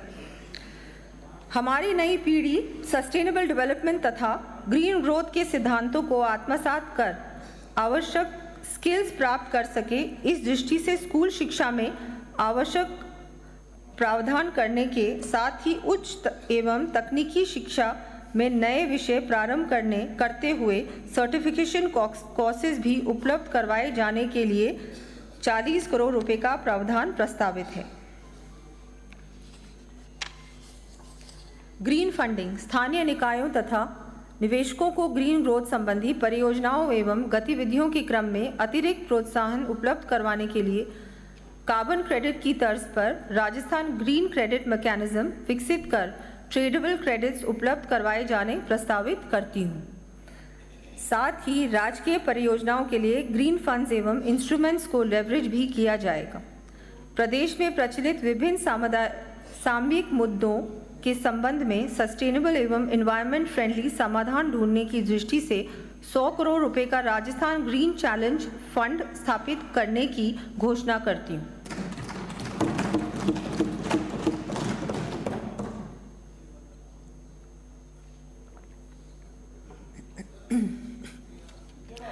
माननीय सदस्य, प्राचीन पर्वतमाला अरावली पर्वत श्रृंखला के ऐतिहासिक एवं भौगोलिक महत्व को से भली भांति परिचित है। इस पर्वत श्रृंखला का हमारे देश को बरसों से आक्रमणकारियों से बचाने के साथ साथ डेजर्टिफिकेशन के प्रसार की रोकथाम तथा बायोडायवर्सिटी के संरक्षण में महत्वपूर्ण योगदान है। अरावली पर्वतमाला के संरक्षण व इसे हरित बनाए रखने के उद्देश्य से मैं 250 करोड़ रुपए राशि की हरित अरावली विकास परियोजना शुरू करने की घोषणा करती हूँ।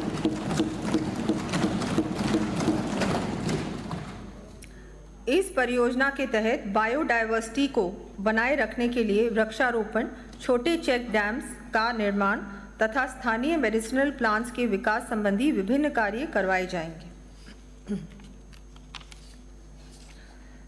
अध्यक्ष महोदय, माननीय मुख्यमंत्री श्री भजनलाल जी शर्मा के कौशल नेतृत्व में अल्प समय में ही जनता के विश्वास पर खरा उतरते हुए जन कल्याण की भावना से हमारी सरकार ने महत्वपूर्ण कदम उठाए हैं। आगे भी हम प्रदेश के चौमुखी विकास के लिए अथक प्रयास करते रहेंगे। यहाँ पर मैं प्रसिद्ध कवि श्री गोपाल दास नीरज जी की पंक्तियाँ याद करना चाहूँगी। है फूल रोकते, काटे मुझे चलाते, मरुस्थल पहाड़ चलने की चाह बढ़ाते। सच कहता हूँ जब मुश्किलें नहीं होती हैं, मेरे पग तब चलने में भी शर्माते। मेरे संग चलने लगे हवाएं जिससे, तुम पथ के कण कण को तूफान करो। मैं तूफानों में चलने का आदी हूँ, तुम मत मेरी मंजिल आसान करो।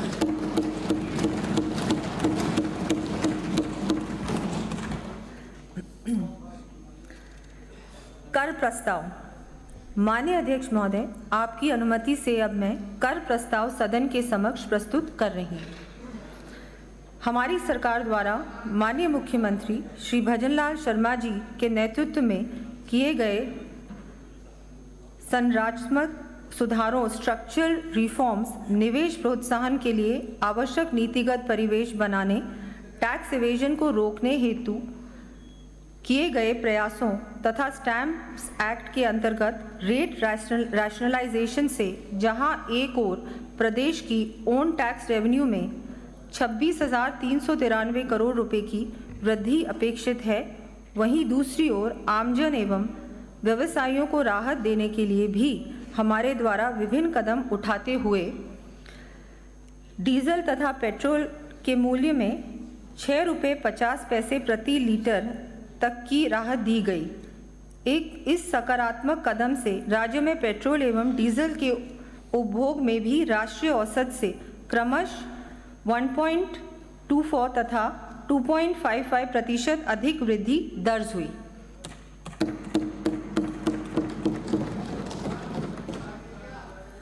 वैट समय के पुराने लंबित मामलों पर दी गई एमनेस्टी से लगभग 18,000 व्यवहारियों को 2,000 करोड़ से अधिक की राहत प्रदान की गई। अल्प एवं मध्यम आय वर्ग के 13,000 से अधिक व्यक्तियों को स्टैंप ड्यूटी में 75 करोड़ रुपए से अधिक की राहत दी गई। माननीय सदस्यों को मैं महाभारत की शांति पर्व का श्लोक याद दिलाना चाहूंगी, जहां भीष्म पितामह धर्मराज युधिष्ठिर को शिक्षा देते हुए कहते हैं, राजा को चाहिए कि परिस्थिति और समय के प्रतिकूल प्रजा पर कर का बोझ ना डाले, समय के अनुसार प्रजा को समझाकर उचित रीति से कर वसूल करे। हमारी सरकार का प्रारंभ से ही प्रयास है कि कर प्रबंधन नीति राज्य की अर्थव्यवस्था की सुदृढ़ीकरण, समग्र विकास एवं जन कल्याण की दृष्टि से निर्धारित हो। हम भविष्य में भी इसी रीति से कार्य करने के लिए कटिबद्ध हैं। आगामी वर्ष भी हम आमजन एवं निवेशकों को राहत देने के लिए विभिन्न एमनेस्टी योजनाएं लाएंगे। इस क्रम में वर्ष 2017 के समय वैट से हटाई गई कमोडिटीज़ के लिए वैट एमनेस्टी लाते हुए 50 लाख रुपए तक की डिमांड को माफ़ करने की घोषणा करती हूँ।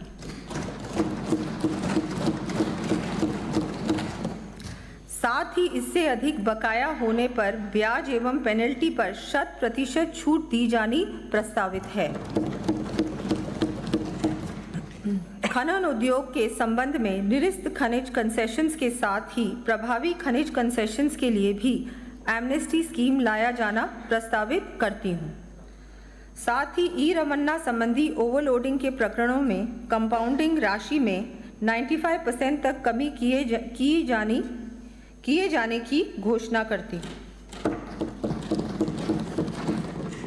स्टैम्प एक्ट तथा एक्साइज के अंतर्गत वर्ष 2020 तक के प्रकरणों में डिमांड राशि 30 सितंबर 2025 तक जमा कराए जाने पर 100% ब्याज एवं पेनल्टी की छूट तथा वर्ष 2020 से 22 तक के प्रकरणों में 100% पेनल्टी एवं 50% ब्याज की छूट दिए जाने की घोषणा करती हूँ।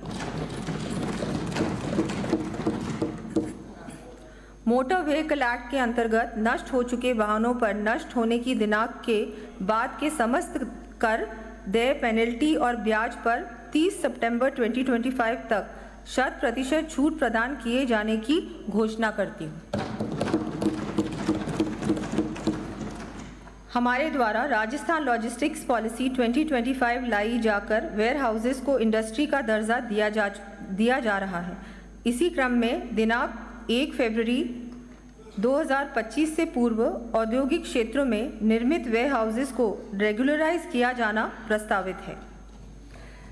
नगरीय क्षेत्रों में स्थित भूखंड एवं भवनों की 31 मार्च 2024 तक की बकाया लीज राशि 30 सितंबर 2025 तक एकमुश्त जमा कराई जाने पर देय ब्याज में 100% छूट दिया जाना प्रस्तावित है।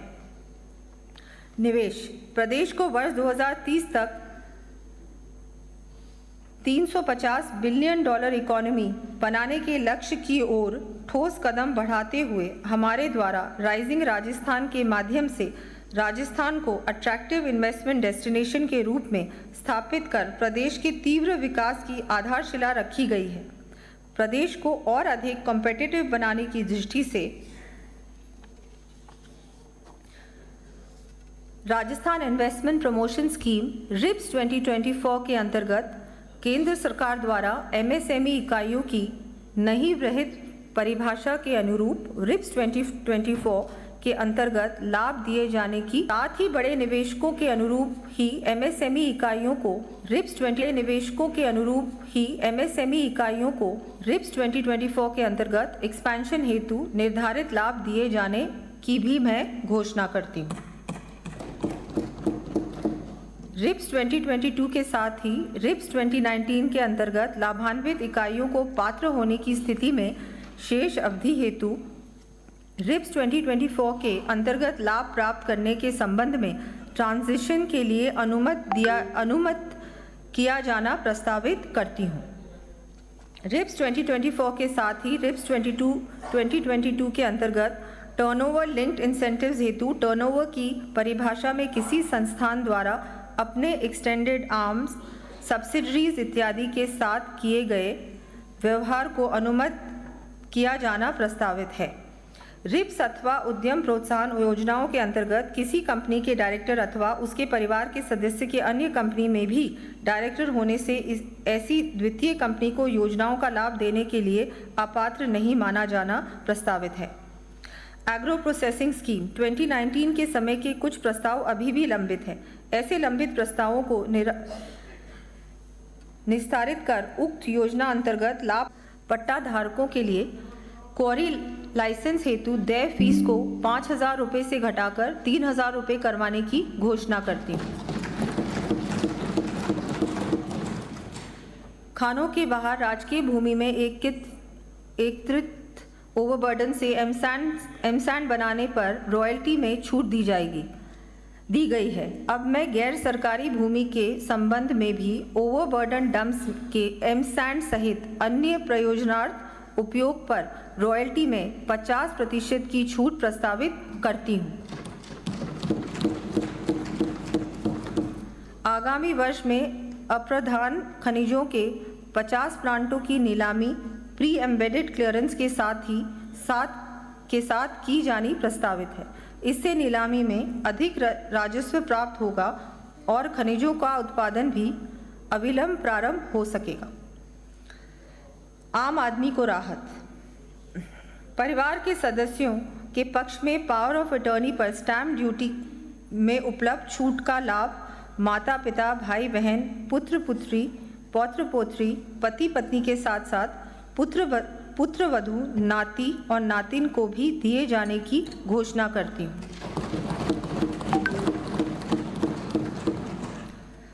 भूमि अवाप्ति पर भूस्वामी को आवंटित विकसित भूमि के दस्तावेज पर स्टैम्प ड्यूटी में प्रदान की जा रही छूट को राज्य सरकार के समस्त विभागों तथा राजकीय उपक्रमों पर लागू किया जाना प्रस्तावित है। उद्योगों एवं संपत्ति में महिलाओं की भागीदारी बढ़ाने के उद्देश्य से पत्नी के साथ संयुक्त नाम से क्रय की गई 50 लाख तक की संपत्ति पर स्टैम्प ड्यूटी में 0.5% की छूट दिए जाने की घोषणा करती हूँ। गोपाल क्रेडिट कार्ड योजना के संबंध में गोपालकों को और अधिक राहत देते हुए गोपाल क्रेडिट कार्ड के लिए जरूरी सभी दस्तावेजों पर स्टैम्प ड्यूटी माफ करना तथा योजना के प्रावधानों को सरल किया जाना प्रस्तावित करती हूँ। Ease of doing business, GST, VAT, MV act, stamps act आदि सभी टैक्सेशन संबंधी प्रकरणों में वीडियो कॉन्फ्रेंसिंग के माध्यम से सुनवाई की सुविधा उपलब्ध कराए जाने की घोषणा करती हूँ। साथ ही मुख्यालय स्तर से की गई कार्रवाई के संबंध में जिला स्तर पर फैसिलिटेशन डेस्क के माध्यम से डॉक्यूमेंट सबमिशन एवं वेरिफिकेशन की सुविधा भी प्रदान किया जाना प्रस्तावित है। जीएसटी एवं वैट के अंतर्गत बायोमेट्रिक सत्यापन के आधार पर पंजीकरण हेतु आवेदन करने पर 7 दिवस में पंजीकरण सुनिश्चित करने की गारंटी दिया जाना प्रस्तावित है। हमारे द्वारा लाए जा रहे Rajasthan value added tax bill 2025 के अंतर्गत ईज ऑफ डूइंग बिजनेस के उद्देश्य से मैं फर्स्ट पॉइंट टैक्सेशन की प्रक्रिया निर्धारित करना प्रस्तावित करती हूँ। साथ ही माननीय प्रधानमंत्री महोदय की मंशा के अनुरूप जन विश्वास एक्ट की तर्ज पर इस एक्ट के प्रावधानों के उल्लंघन को डीक्रिमिनलाइज भी किया जा रहा है। अब 40 लाख रुपए तक टर्नओवर वाले व्यवसायियों को पंजीयन कराने की बाध्यता नहीं होगी तथा पंजीयन हेतु सिक्योरिटी के प्रावधान को भी समाप्त किया जा रहा है। प्रतिवर्ष कर निर्धारण आदेश की अनिवार्यता समाप्त कर स्वयं कर निर्धारण सेल्फ असेसमेंट व्यवस्था लागू की जा रही है। नवीन एक्ट के प्रावधानों के अनुरूप अपील करने पर स्वतः ही स्थगन प्राप्त हो जाएगा। MV act motor vehicle act के अंतर्गत वाहन निर्माताओं को भी वाहनों के पंजीयन की शक्तियां दिया जाना प्रस्तावित है। राज्य से बाहर ले जा चुके और नष्ट हो चुके वाहनों के एक बारीय कर के रिफंड हेतु आवेदन की निर्धारित समाविधि को 6 माह से बढ़ाकर 2 वर्ष किए जाने की घोषणा करती हूँ।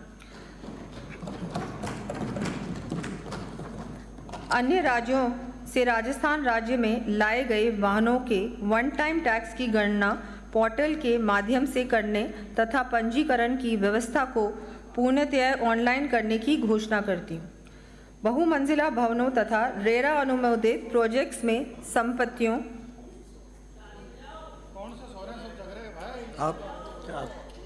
बहुमंजिला भवनों तथा रेरा अनुमोदित प्रोजेक्ट्स में संपत्तियों के पंजीयन हेतु बार मौका निरीक्षण की आवश्यकता समाप्त करने की दृष्टि से प्रोजेक्ट्स के अप्रूवल लेआउट प्लान के आधार पर इवैल्यूएशन की सुविधा उपलब्ध कराई जानी प्रस्तावित करती हूँ। फायर एनओसी प्राप्त करने की प्रक्रिया का सरलीकरण करने के साथ ही फायर एनओसी की न्यूनतम वैधता अवधि 2 वर्ष निर्धारित की जाएगी। महिला सशक्तिकरण को बल देते हुए वाणिज्यिक एवं औद्योगिक प्रतिष्ठानों में महिलाओं के लिए निर्धारित कार्य अवधि के संबंध में लगाए गए प्रतिबंध को पूर्णतः समाप्त करने की घोषणा करती हूँ।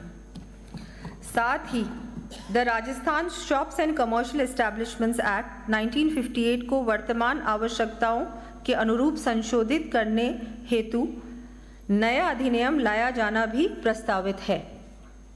ग्रीन ग्रोथ, हमारी सरकार का ध्येय औद्योगिक विकास एवं पर्यावरण संरक्षण में संतुलन रखते हुए राज्य की विकास दर को और नई ऊंचाइयों पर ले जाना है। इस लक्ष्य की ओर एक कदम और बढ़ाते हुए ग्रीन ग्रोथ क्रेडिट पॉलिसी लाए जाने की घोषणा करती हूँ। इस पॉलिसी के तहत नए निवेशकों के साथ साथ पहले से स्थापित उद्योगों को इकोमार्क आधारित ग्रीन टेक्नोलॉजी गुड्स के उपयोग, उत्पादन पर इंटरेस्ट सबवेंशन, स्टैम्प ड्यूटी और electricity duty exemption, transferable development rights तथा स्टार्टअप फंड्स आदि के रूप में छूट दी जानी प्रस्तावित है।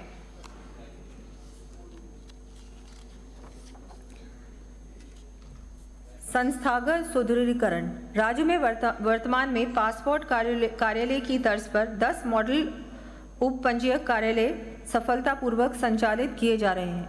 आगामी वर्ष 50 अतिरिक्त उप पंजीयक कार्यालयों का मॉडल उप पंजीयक कार्यालय के रूप में उन्नयन करने की घोषणा करती हूँ।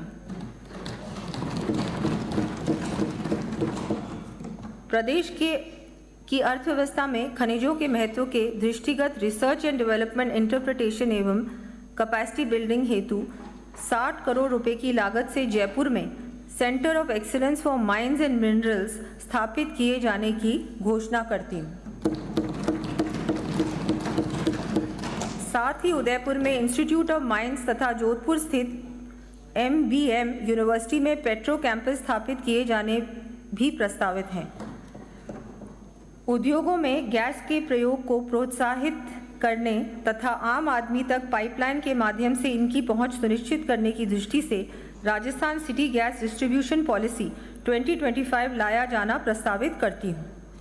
साथ ही आगामी वर्ष में 1,25,000 घरों को पाइप्ड गैस सप्लाई से जोड़ा जाएगा।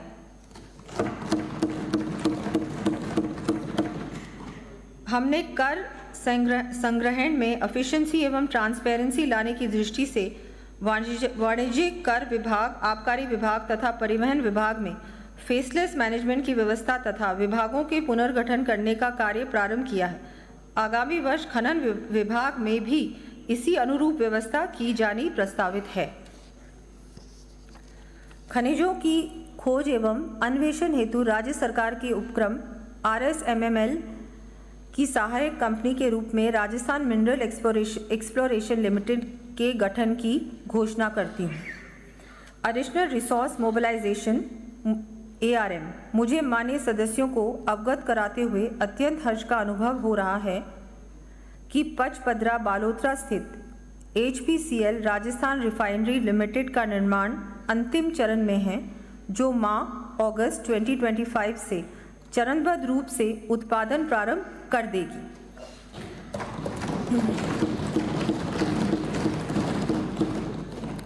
इसके फलस्वरूप बाड़मेर बालोतरा क्षेत्र में विकास एवं रोजगार के अवसरों का सृजन तो हो ही रहा है, साथ ही आगामी वर्ष पेट्रोलियम उत्पादों पर वैट के रूप में लगभग 2000 करोड़ रुपए का अतिरिक्त राजस्व भी प्राप्त होगा।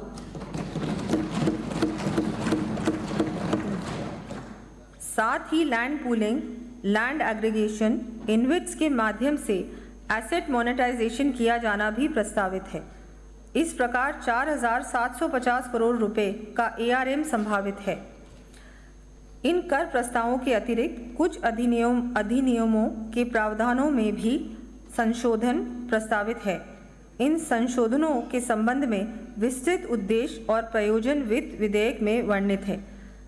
इन प्रस्तुत कर प्रस्तावों और घोषणाओं की क्रियान्विति के लिए तथा अन्य प्रयोजनार्थ इनके साथ कुछ अधिसूचनाएं जारी की जा रही हैं।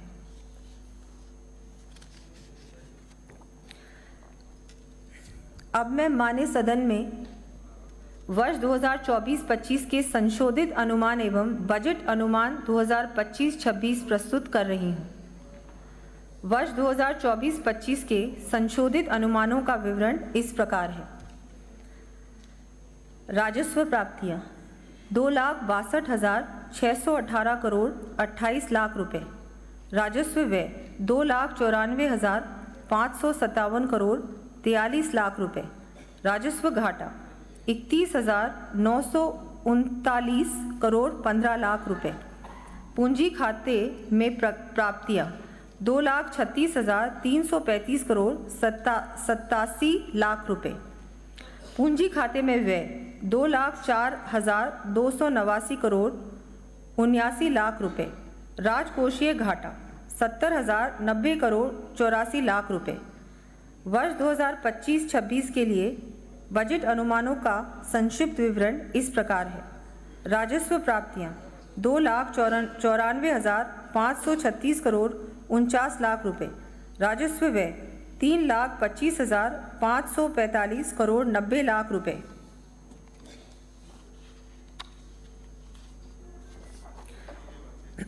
राजस्व घाटा 31,009 करोड़ 41 लाख रुपए। पूंजी खातों में प्राप्तियां 2,42,647 करोड़ 54 लाख रुपए। पूंजी खाते में व्यय 2,11,523 करोड़ 4 लाख रुपए। राजकोषीय घाटा 84,643 करोड़ 63 लाख रुपए। विवेकपूर्ण राजकोषीय प्रबंधन एवं राजकोषीय समेकन। हमारे द्वारा राज्य में व्यापक स्तर पर इकोनॉमिक डेवलपमेंट हेतु फिस्कल मैक्रो कंसोलिडेशन का विस्तृत रोड मैप प्रस्तुत किया गया है, जिसके लिए हमने फिस्कल पैरामीटर्स को अनुमत सीमा में रखते हुए समुचित संसाधनों की व्यवस्था की है। बजट अनुमान 2025-26 में राज्य के राजकोषीय मानकों का विवरण निम्न प्रकार है।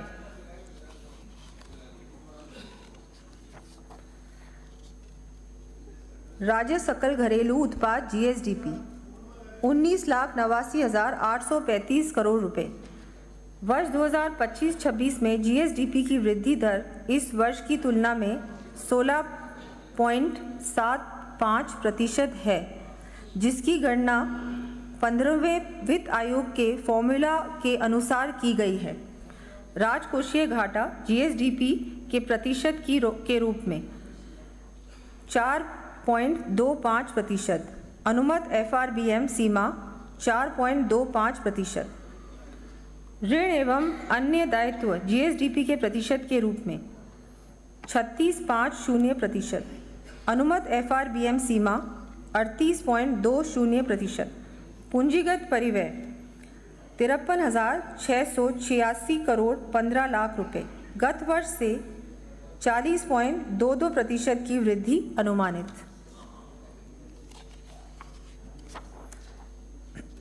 Consolidated sinking fund. हमारे द्वारा किए गए वित्तीय नवाचारों से RBI द्वारा प्रदान की गई वेज एंड मीन्स एडवांस एवं स्पेशल ड्राइंग फैसिलिटी का ऑप्टिमम मैनर में उपयोग कर फंड फ्लो लिक्विडिटी मैनेजमेंट से राज्य को चालू वित्तीय वर्ष 2024-25 में लगभग 500 करोड़ रुपए की बचत होना अनुमानित है।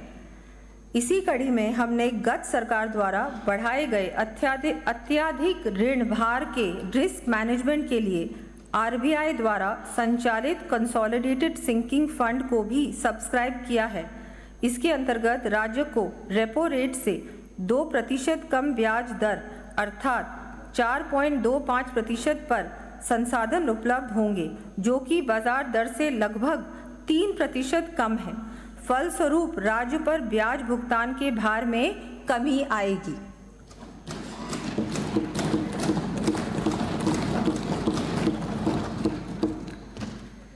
Special assistance scheme for capital investment SASCI. केंद्र सरकार द्वारा राज्य में पूंजीगत निवेश बढ़ाने हेतु सास्की योजना के अंतर्गत राज्य को 50 ईयर इंटरेस्ट फ्री लोन उपलब्ध कराया जा रहा है। इस योजना से राज्य में सड़क, जलापूर्ति, स्वास्थ्य सेवाएं, ग्रामीण शहरी क्षेत्रों के विकास के साथ ही अर्थव्यवस्था का समग्र विकास होगा। इस योजना अंतर्गत परिवर्तित बजट 2024-25 में 7,800 करोड़ रुपए का प्रावधान रखा गया था। हमारे द्वारा त्वरित कंप्लायंस तथा योजना अंतर्गत पूंजीगत कार्यों के बेहतर पेस ऑफ एक्सपेंडिचर के आधार पर 10,500 करोड़ रुपए प्राप्त होने संभावित हैं। साथ ही वर्ष 2025-26 में भी लगभग 15,000 करोड़ रुपए के ब्याज मुक्त संसाधन उपलब्ध होना संभावित है। Asset monetisation. हमारी सरकार विकास को गति देने और संपत्तियों के सर्वोत्तम उपयोग के लिए भारत सरकार की नेशनल मोनेटाइजेशन पाइपलाइन के अनुरूप सड़क परिवहन, ऊर्जा खनन और शहरी बुनियादी ढांचे जैसे क्षेत्रों में असेट मोनेटाइजेशन के माध्यम से उपलब्ध संसाधनों को लेवरेज कर एफिशिएंट रिसोर्स मोबिलाइजेशन सुनिश्चित करेगी। Power sector reforms. केंद्रीय बजट में राज्यों को पावर सेक्टर रिफॉर्म्स हेतु हमारे प्रस्तावों को मंजूरी देने के फलस्वरूप राज्यों को वर्ष 2025-26 में भी जीएसडीपी की 0.5% अतिरिक्त राशि प्राप्त होगी। इसके लिए हम एफआरबीएम एक्ट 2005 की धारा 6 में भी संशोधन प्रस्तावित कर रहे हैं। इस प्रावधान में राज्यों को लगभग 9,949 करोड़ रुपए अतिरिक्त राशि प्राप्त होगी,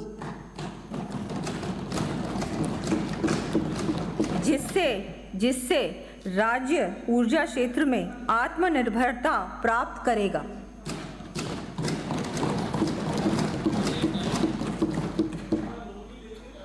कृषि बजट के अंतर्गत कृषि विकास एवं कृषकों के कल्याण हेतु बजटरी एंड एक्स्ट्रा बजटरी प्रावधानों का योजनावार एवं बजट मदवार विवरण बजट खंड 4D में सदन के समक्ष प्रस्तुत किया जा रहा है।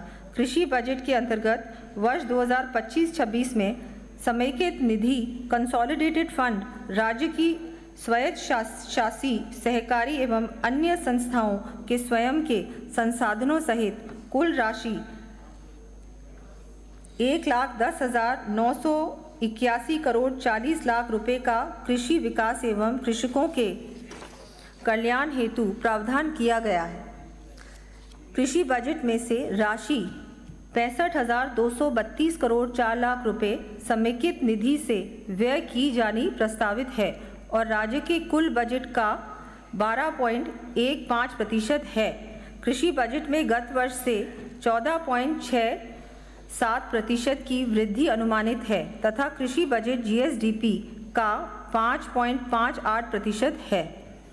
Green budget. प्रदेश में दीर्घकालीन सतत विकास सुनिश्चित करने, सभी विकास योजनाओं में ग्रीन ग्रोथ के सिद्धांत का समावेश करने तथा पर्यावरण संरक्षण के साथ ही प्रदेश को हरित राजस्थान बनाने के उद्देश्य से वर्ष 2025-26 में प्रथम ग्रीन बजट नवीन बजट खंड 4 में प्रस्तुत किया जा रहा है।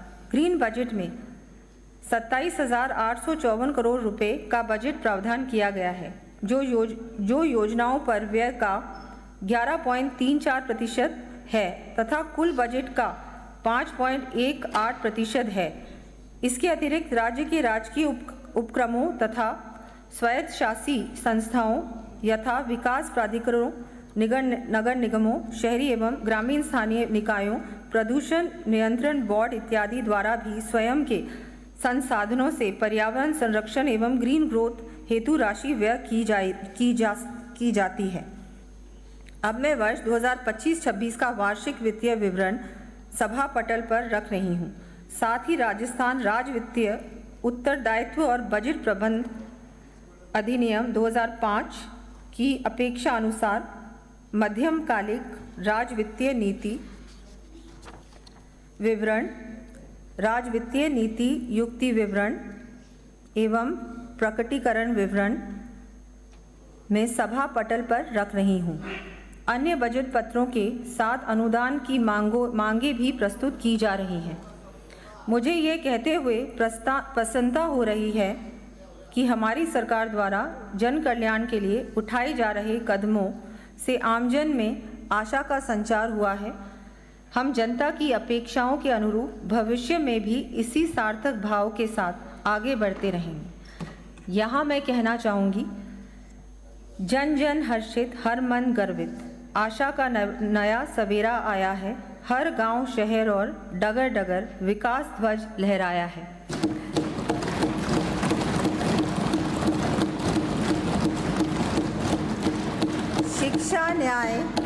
शिक्षा, न्याय और सुशासन से हर पल और आगे बढ़ना है। आत्मनिर्भरता और प्रगति से स्वावलंबी राजस्थान बनाना है। पर्यावरण संरक्षण करते हुए कल्याण समाज का हो पाएगा। हम सबकी भागीदारी से विकास राजस्थान का हो जाएगा। विकास राजस्थान का हो जाएगा।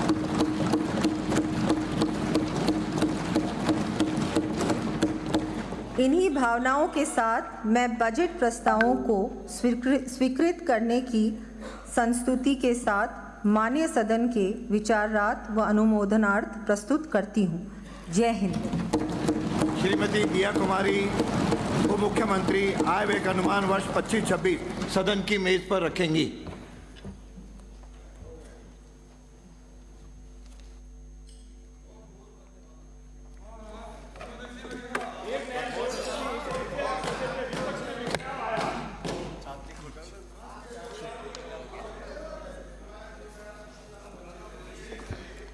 अध्यक्ष महोदय, मैं आपकी अनुमति से आय व्यय अनुमान वर्ष 2025-26 का उपस्थापन करती हूं एवं इसे सदन की मेज पर रखती हूं।